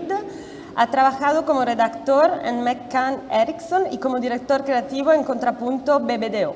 En 2010 funda Viernes, un estudio que aplica la creatividad a proyectos de movilidad sostenible, administración pública, tercer sector, responsabilidad social, empresarial y economía a innovación social. En 2016 deja Viernes para asumir la dirección creativa del Ayuntamiento de Madrid y desde mayo de 2020 es el director creativo del Ayuntamiento de Barcelona. Un viaje entre... Por eso que 505 kilómetros es la distancia que separa Barcelona de Madrid, una distancia que a veces parece corta y otra muy larga, pero Nacho de alguna forma es un segmento entre ambas las capitales. Bueno, te dejo el stage para que tú... Gracias. ¿No? ¿No? Sí. Vale. Bueno, llevo alguna ayuda aquí. Soy yo. ¿Todo bien? Vale, bueno, probablemente sea la charla más aburrida de la tarde, porque voy a hablar de licitación pública. Bien. Entonces, bueno, vamos a ver qué pasa, si no me meto en ningún berenjenal. Bueno, yo me he dedicado toda mi vida profesional a la publicidad. Me llamaron para trabajar en la dirección creativa. Bueno, ni siquiera, me llamaron para trabajar en el Ayuntamiento de Madrid sin saber exactamente qué era el papel que iba a asumir y al final desarrollé un poco lo que había estado haciendo en agencia, pero llevándolo al ámbito del cliente, digamos, y de la administración pública. Lo que pasa es que la administración pública no es un cliente al uso, no se rige con las mismas lógicas que un cliente privado y a la hora de contratar proveedores y, digamos, talento, te ves en una serie de dificultades y de imposibilidades muy grandes. La primera es que, dedicándote a la comunicación, las prisas y los plazos de la comunicación son incompatibles con las prisas y los plazos de la burocracia de la contratación pública. Es decir, normalmente las campañas son para mañana y los concursos públicos son de 6 meses.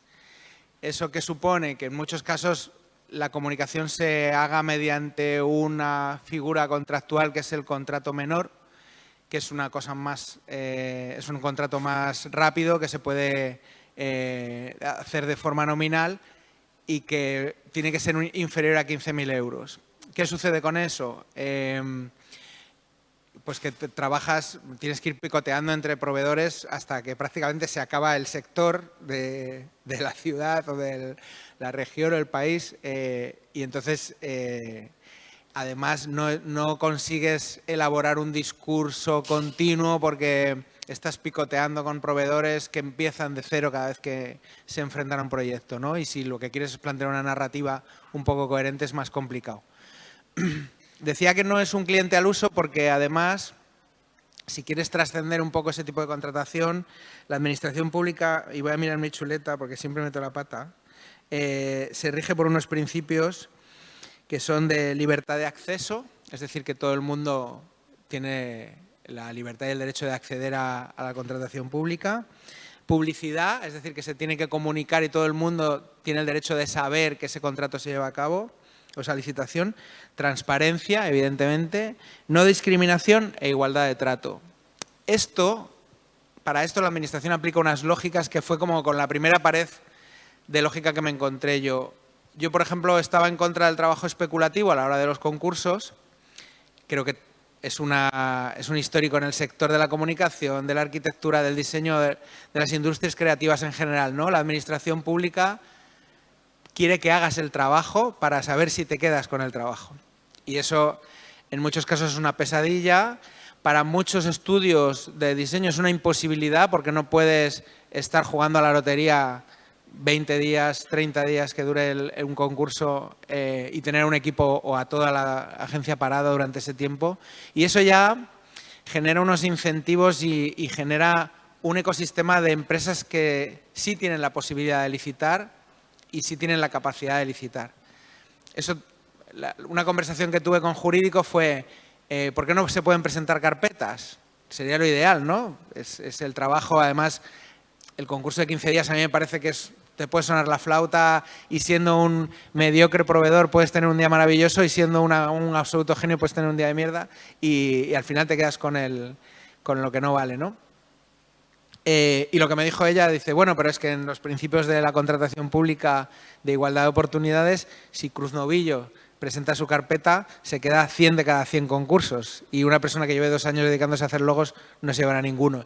Y ahí dije, hostia, o sea, es un argumento que es real y que no hay que combatir con el enfadón del sector de, pues ahora no. Yo cuando estaba ahí me quejaba siempre que pasaba alguna barbaridad en algún concurso público, que suele pasar, ¿no? El típico concurso popular para el cartel de las fiestas, que sale un engendro de votación popular, una cosa completamente amateur, cuando no tiene por qué ser así, y el sector se bueno, se cabrea muchísimo y yo decía, digo, es que hacéis como los turnos, os ponéis debajo de la ventana a tocar una serenata que no oyen en la administración pública, ¿no? Voy a hacer una carta abierta a la administración pública. Cuando en realidad creo que lo que tiene que hacer el sector es actuar como lobby para poder cambiar estas cosas. Pero me estoy yendo, que me veo. Lo que decía de esos incentivos no solo se sumaba a los propios principios que rigen la contratación pública, pero la misma forma en la que se diseña la licitación ya genera un tipo de proveedor que llega ahí.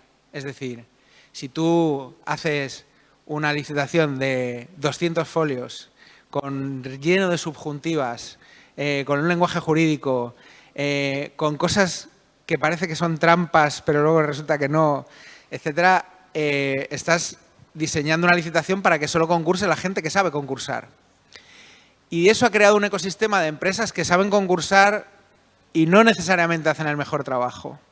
Y cuando llegan a la administración y cuando ya son proveedores de la administración también tiene unas lógicas que no rige el privado, que es en el momento que tú ya trabajas para la administración y lo haces mal, es muy difícil para la administración prescindir de tus servicios porque tiene que justificarlo de una manera que entra en conflicto y no se judicializa, pero entra en una fase en la que si no trabajas con esa empresa tampoco, hasta que se resuelva, no puedes trabajar con ninguna otra. Con lo cual puedes estar un año sin agencia de comunicación o estudio de diseño. Con lo cual nadie se le ocurre, o sea, prefieren navegar el horror que quedarse sin poder trabajar, ¿no?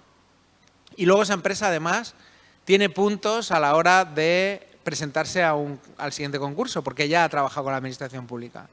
Es decir, que se suman una serie de incentivos que lo que nos pusimos a pensar es que había que hackear casi como si fuera un circuito las cosas que permitían que entraran los proveedores que nosotros queríamos.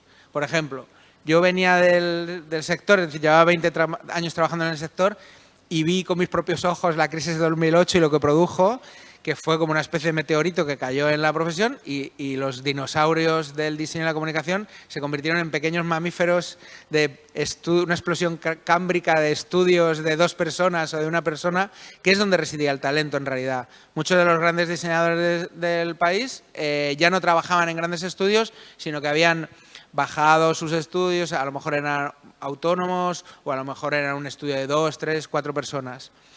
La administración por defecto quiere un llave en mano, que se dice, ¿no? Es dame una empresa gigante que me lo dé todo hecho y que subcontrate lo que tenga que subcontratar, pero yo solo tengo un interlocutor. Hay un caso en el tema de informática y programación y tal, que había un artículo demoledor en el Confidencial que hablaba de las cárnicas, ¿no? Las llaman así, ¿no? A las grandes empresas que se llevan todos los concursos y al final acaban subcontratando al que subcontrata a otro, que al final acaba un señor en calzoncillos en Orense haciendo la web de no sabemos qué, ¿no? Eso era algo que queríamos evitar. Y entonces se bajó la capacidad económica de las empresas, se bajó a unos niveles muy pequeños, es decir, tenías que demostrar que en los últimos 5 años de trabajo, que te habías dedicado a estos 5 años, pero ¿qué pasa también? Que tú pones en tus, no sé cómo se llaman estas cosas de autor, dice yo hago esto, pues simplemente llenar casillas, con lo cual había un intrusismo alucinante. Así que incluimos que tenía que haber facturas de cosas de diseño, ¿no? Y de logos, de piezas de diseño, porque se te metían imprentas o consultoras o cosas así, ¿no? A trabajar con la administración. Y queríamos trabajar con profesionales. También, eran 5 años de dedicación a esto, demostrado con facturas, y en uno de los últimos 5 años tenías que haber facturado un mínimo de 30.000 euros. O sea, era muy complicado. Pues a ver, ¿cómo estaría el sector? Que había gente que decía, joder, lo habéis puesto, teníais que haber bajado y tal, digo, pero es imposible sobrevivir. Bueno, porque era facturación, no sé, gente buena, ¿eh? El caso es que Eso era una cosa que queríamos solucionar. Otra cosa era que los mejores diseñadores del país no entraban en concursos de la administración pública precisamente porque había que hacer trabajo especulativo y no les daba la gana jugar a la lotería, que me parece muy bien. Pero no podíamos pedir carpeta. Entonces lo que hicimos fue que las peticiones eran temas libres sobre, es decir, infografía, que tiene que tener 5 pasos y el tema puede ser el que quieras. Un cartel, tema libre, un no sé qué, un no sé cuánto. Y esas peticiones, lo bueno de los estudios de diseño y publicidad es que normalmente sus mejores piezas nunca vieron la luz, porque fue la opción que no se quedó el cliente, y todo el mundo tiene un montón de caras B metidas, con lo cual concursar era enseñar una carpeta anónima a un jurado, que también lo hicimos profesional. Que parece una cosa obvia, pero normalmente en estos concursos se mete un concejal que no tiene, o no sé, gente random a decidir quién es el mejor estudio, ¿no?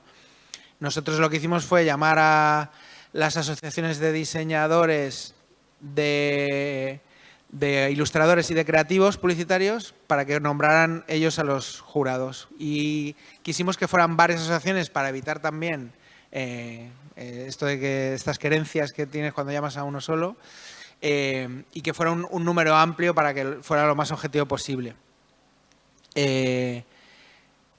Nosotros nos arrogábamos la posibilidad de nombrar a 3, pero sobre todo era para ecualizar un poco, si había demasiados ilustradores y muy pocos diseñadores, poder llamar a diseñadores, que era lo que más se hacía en el ayuntamiento. En Madrid, estáis viendo, ya está Barcelona, pero en Madrid la razón por la que la creatividad era como era y por lo que llamamos estudios de diseño es que el Ayuntamiento de Madrid es un monstruo de la comunicación exterior, dispone de miles de caras en exterior en la calle y pantallas digitales, miles de segundos en pantallas digitales, con lo cual es el medio que tienes que usar. Y el tono de la comunicación, pese a que hubiera 15 proveedores, etcétera, siempre era esta comunicación muy de exterior, muy directa, cosas grandes, sencillas y tal. Otra cosa que pasa con la administración, tú eres un cliente también un poco extraño porque si eres una marca de coches ya sabes a quién te diriges. Tiene entre 26 y 45 años, el de siempre, ¿no? El señor de siempre. Una administración pública se dirige a un público muy variado. Puedes hacer campañas para evitar el embarazo adolescente, a viajes de tercera edad, pagar el IBI, pagar todas estas cosas. Entonces, te diriges a un público completamente heterogéneo al que te tienes que dirigir en su tono y en su lenguaje. Con lo cual, una cosa que nos pasaba es que teníamos que tener muy claro, y por eso había una dirección creativa, tener muy claro el discurso y la narrativa, pero tener muchos lenguajes posibles para llevarlo a cabo. Entonces, lo que hicimos fue, en vez de llamar a una empresa, hicimos un acuerdo marco que era una bolsa de proveedores. Eran 15 proveedores los que entraban en el ayuntamiento. Y ahora cuento la grieta que tenía ese acuerdo marco, que funcionó muy bien, pero era un barco que zarpó con una grieta en el casco que ya avisaron de administración. Esto puede llegar a dar problemas en algún momento, y efectivamente. No se repitió esa segunda licitación. ¿Por qué? En la bolsa de proveedores tú podías llamar a discreción a cualquiera, que estaba muy bien porque si había alguien que era especialista en hacer infografías, le llamabas para hacer infografías. Si había alguien que tenía o querías hacer algo más de ilustración o querías hacer algo con un diseño un poco más rompedor, todos tenían un cierto perfil, con lo cual afinabas bastante. Nosotros cada 2 meses mirábamos cómo estaban las facturaciones y si había alguien que se había quedado rezagado le dábamos más contratos para igualar un poco. Pero eso no se puede hacer en la administración pública, porque igual que hicimos eso, podemos hacer lo contrario de mi primo Juan se va a llevar todos los contratos en los próximos 2 años y el resto de licitadores no. Y ese era el gran problema que tenía Evidentemente, el siguiente interventor que buceó en los 200 folios dijo, esto no puede pasar. En Madrid se solucionó de una manera un poco trágica porque cuando yo ya no estaba, se acabó como 1 año después de que yo me fuera el acuerdo marco y se lanzó otro con el problema que a solucionar del anterior. Y se hizo una cosa que muy rápidamente, porque si no hubieran tenido que esperar como otro año para poder lanzarlo, que era que una vez dentro de la bolsa tú tenías que concursar a precio, que es una de las cosas terribles de las que se tiene que proteger la administración. Porque no sé qué le pasa al sector, pero siempre hay alguien que baja una barbaridad y hunde esto. Pues efectivamente al poco de sacar el concurso, tú concursabas dentro de la bolsa de proveedores por cada contrato a precio sin límite de bajada. Yo dije, no sé cuándo pasará, pero aquí esto va a ser holocausto caníbal. Y pasó mucho más pronto de lo que yo esperaba. Empezaron a haber bajadas del 48, del 56, del 60. Los precios estaban muy ajustados de partida y no hubo manera de llegar a una cierta entente y el acuerdo duró un año. Y ahora han sacado otro. El Ayuntamiento de Barcelona lleva todo este tiempo trabajando en paralelo en un acuerdo marco que ha sido muy costoso de llevar adelante porque hay intervenciones y el de Madrid nunca se pudo sacar, o uno parece. Nosotros cuando estábamos en Madrid trabajábamos mucho con el equipo de Barcelona, compartíamos mucha información y conocimientos y experiencias y entonces el acuerdo marco, por ejemplo, es algo de lo que hablamos bastante, que aquí no se puede llevar a cabo porque la intervención no lo dejó pasar y se hicieron muchos ensayos y errores hasta que ya por fin hay uno que es muy parecido al que ha terminado aplicando Madrid, que es por lotes. Es la única manera también que entiende intervención que tú puedes tener a varios proveedores en la misma bolsa. Pero lo tienes que hacer de una manera muy extraña para mi forma de entender lo que es. Se llama orden de prelación, que es el que se lleva un contrato, pasa turno y se lo lleva al siguiente, y pasa turno y se lo lleva al siguiente, y pasa turno. Es decir, si hay 3 licitadores o tres proveedores, el contrato A de enero se lo lleva el número 1, el contrato B se lo lleva el número 2, el contrato C el número 3 y el D se lo vuelve a llevar el 1 y tal. ¿Qué pasa con eso? Que no puedes escoger quién lo hace y a lo mejor hay un perfil mucho mejor para hacer un trabajo y tal. Y esto yo creo que hay una cosa que me pasó a mí cuando entré en la administración y que es algo muy aceptado por todo el mundo, por los medios de comunicación sobre todo, que es algo que yo, por ejemplo, cuando nosotros hicimos la licitación de medios, que también... O sea, la licitación de medios, voy a leer lo que se hizo y era novedoso, solamente para saber de dónde se venía. A ver. La difusión de las campañas, en cuanto a la difusión de las campañas, se actualizó el contrato de servicios anterior por un acuerdo marco para ganar en flexibilidad en la gestión de las casuísticas de cada campaña. Es decir, entendiendo que cada campaña se tenía que trabajar de una manera y no podías entender que iba a pasar de un año en adelante, ¿no? Se actualizó la forma de contratación, pasando de descuentos por medio a la forma real de compra en el mercado de cada soporte. Creo que el Ayuntamiento de Madrid en ese momento contrataba televisión de la misma manera que se hacía antes de que estuviera Telecinco en antena. Porque... Yo siempre decía, digo, igual que la gravedad rige el universo, la inercia rige la administración pública. Si algo funciona 20 años, es que funciona. Y aunque nadie se pregunte por qué, si está funcionando bien o mal, si algo funciona no lo toques, ¿no? Y eso pasaba bastante.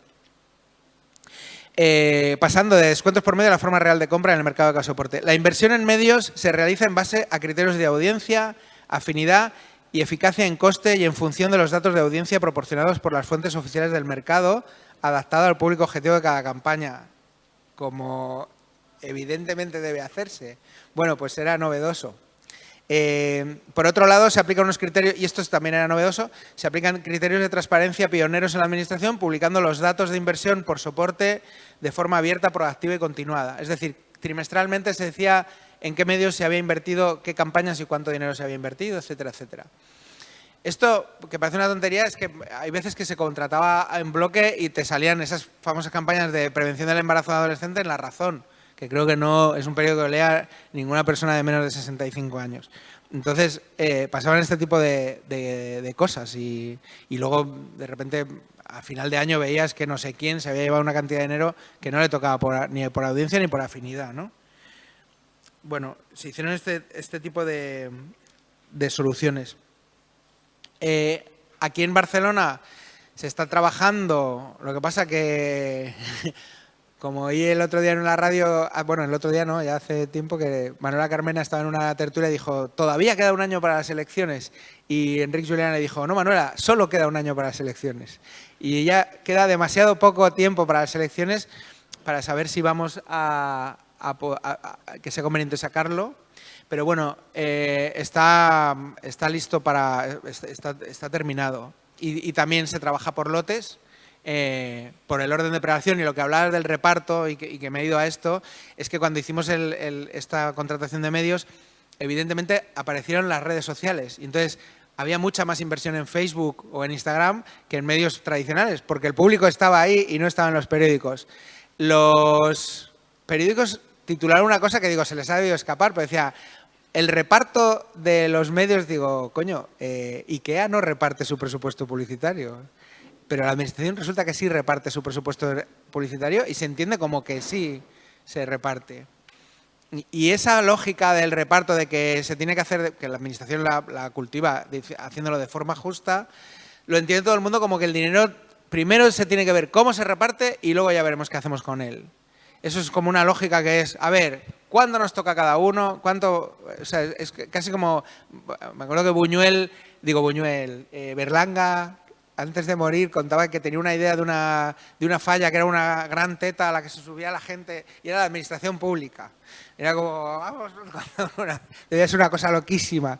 Pero es un poco la idea de que esa justicia del reparto equitativo tiene que estar por encima de la eficacia de la administración pública comunicando.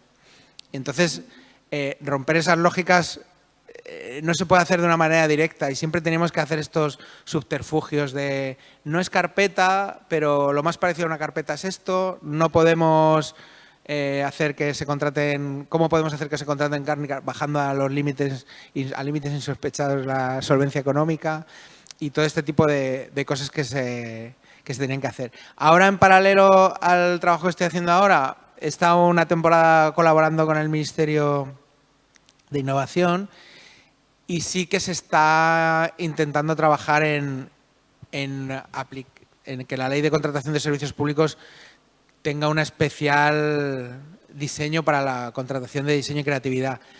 A mí me explicó de jurídico Ignacio, que era una persona con la que hablaba mucho, me dijo, la Ley de Contratación de Servicios Públicos está diseñada para comprar tornillos, porque tú le puedes pedir a los proveedores que te den un tornillo de 5 centímetros, de esta aleación, de esta rosca, de este tamaño, de este material, puede ser tan específico como quieras y no te van a dar otra cosa que ese tornillo y lo único que te van a hacer es, te lo dejamos en la puerta, te hacemos una mejora y te bajamos el precio, te hacemos no sé qué. Entonces, al final consigues lo que quieres.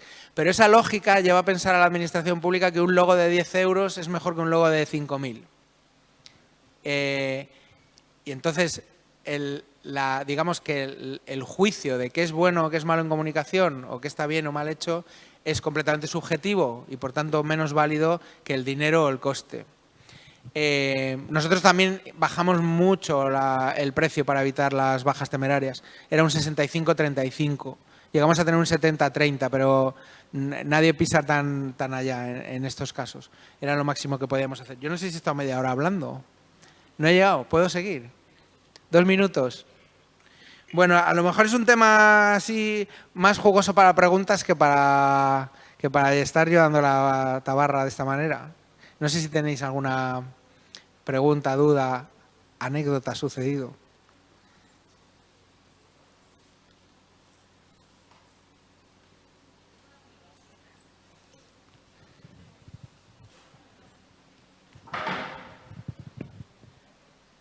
No, yo tengo una curiosidad muy básica.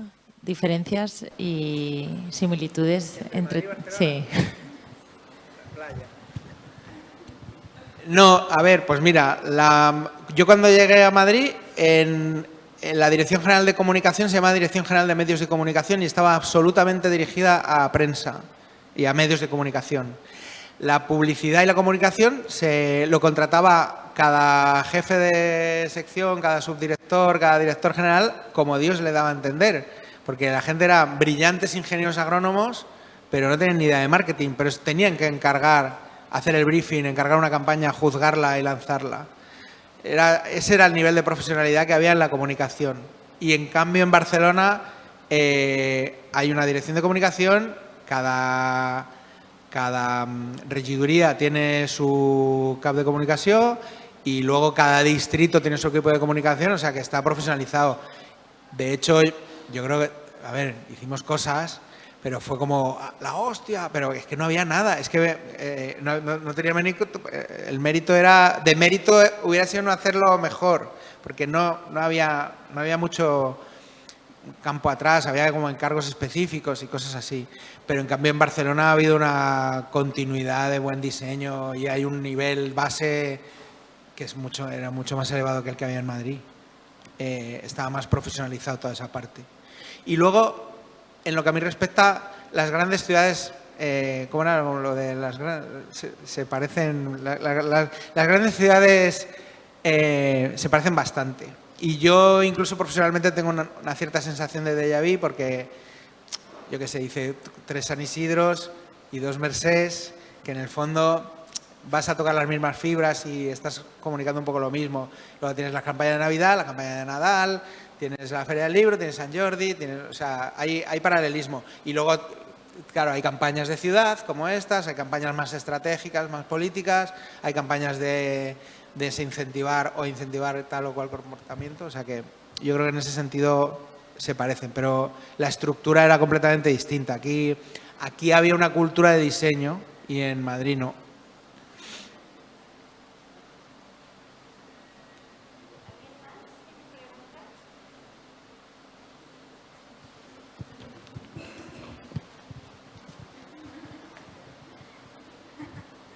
Yo quería preguntarte, a ver, has mencionado esto en varios momentos, pero un poco la relación entre el tejido empresarial, los modelos de empresa que hay, no sé, los tipos de redes o colaboraciones o modelos de empresa que hay en una ciudad y la ley, ¿no?, de contratación del Estado. Entonces, quería preguntarte como si está pensada, o bajo tu punto de vista, para un tipo de modelo empresarial y red empresarial, etcétera, o si es posible adaptar a un modelo empresarial en ciudades que tienen modelos empresariales y redes empresariales diferentes, ¿no?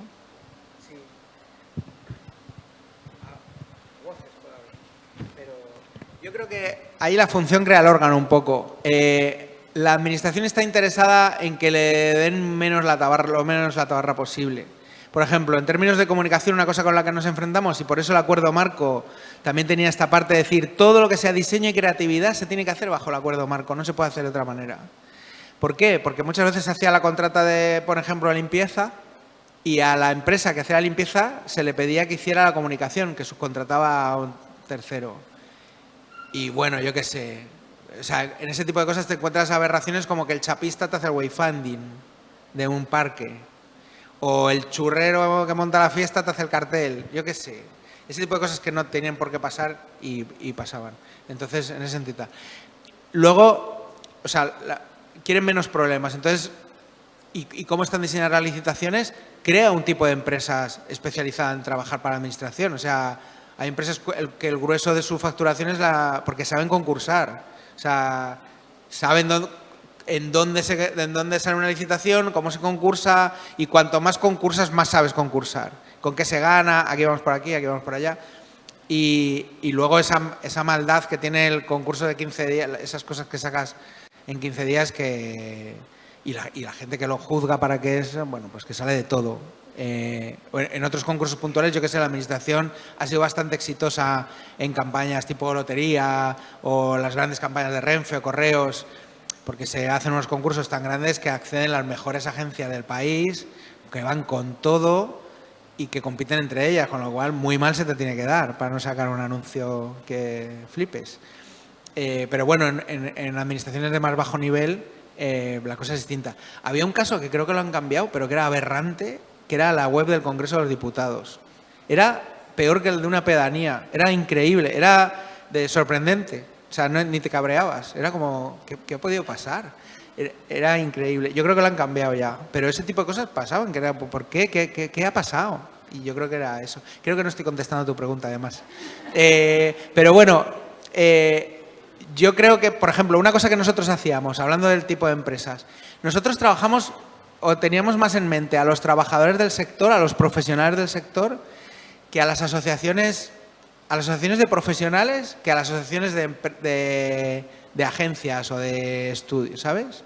Porque no era cuestión de hablar del negocio, no se trataba de hablar del negocio. Y cuando las empresas se meten a trabajar con la administración para las empresas también es un cliente bastante jugoso. Porque si ganas un concurso de 15 días, el trabajo de un año ya lo tienes hecho. Ya tienes que cambiar las comas y cambiar el titular porque no sé qué, pero ya está hecho. Y luego encima te puedes relajar porque no te pueden echar. O sea, les cuesta mucho. Con lo cual, para muchas empresas es muy conveniente trabajar con la administración pública.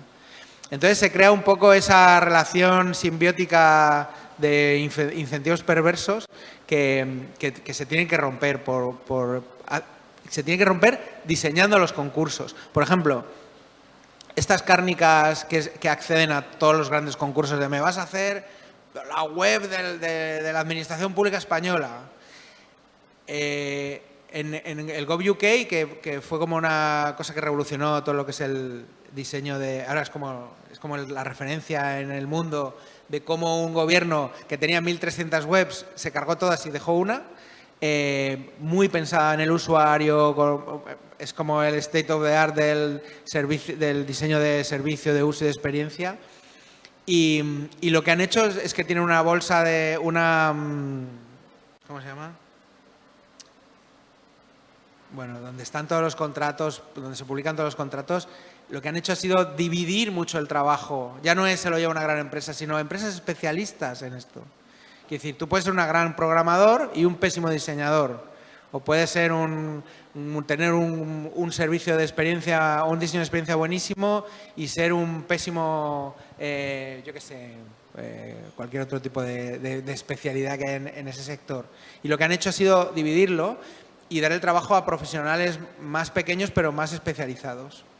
O que incluso las empresas que concursan no tengan que subcontratar a lo loco. Que yo creo que es el problema, es uno de los problemas con los que yo me encontré. Ahí yo creo que sí que he contestado. Y no sé.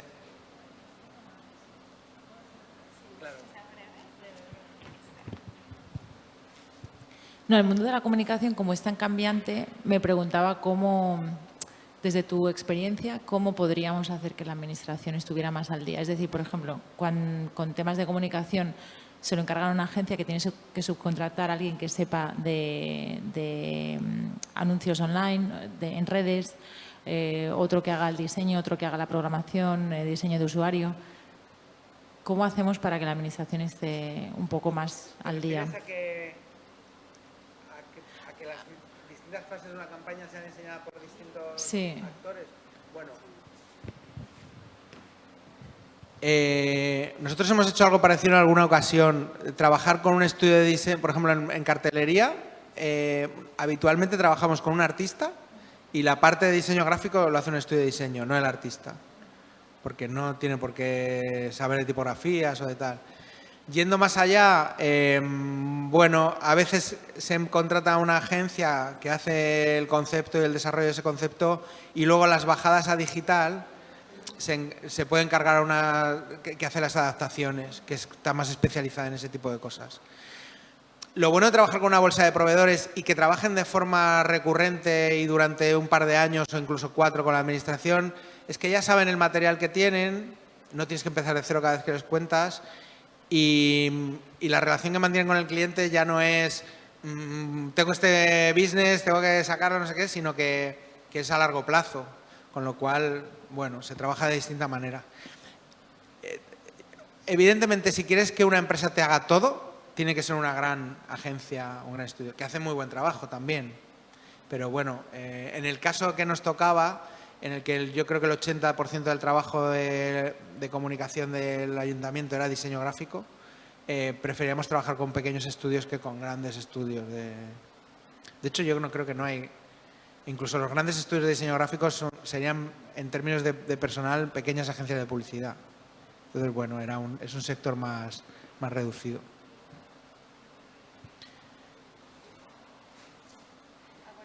¿Ya está?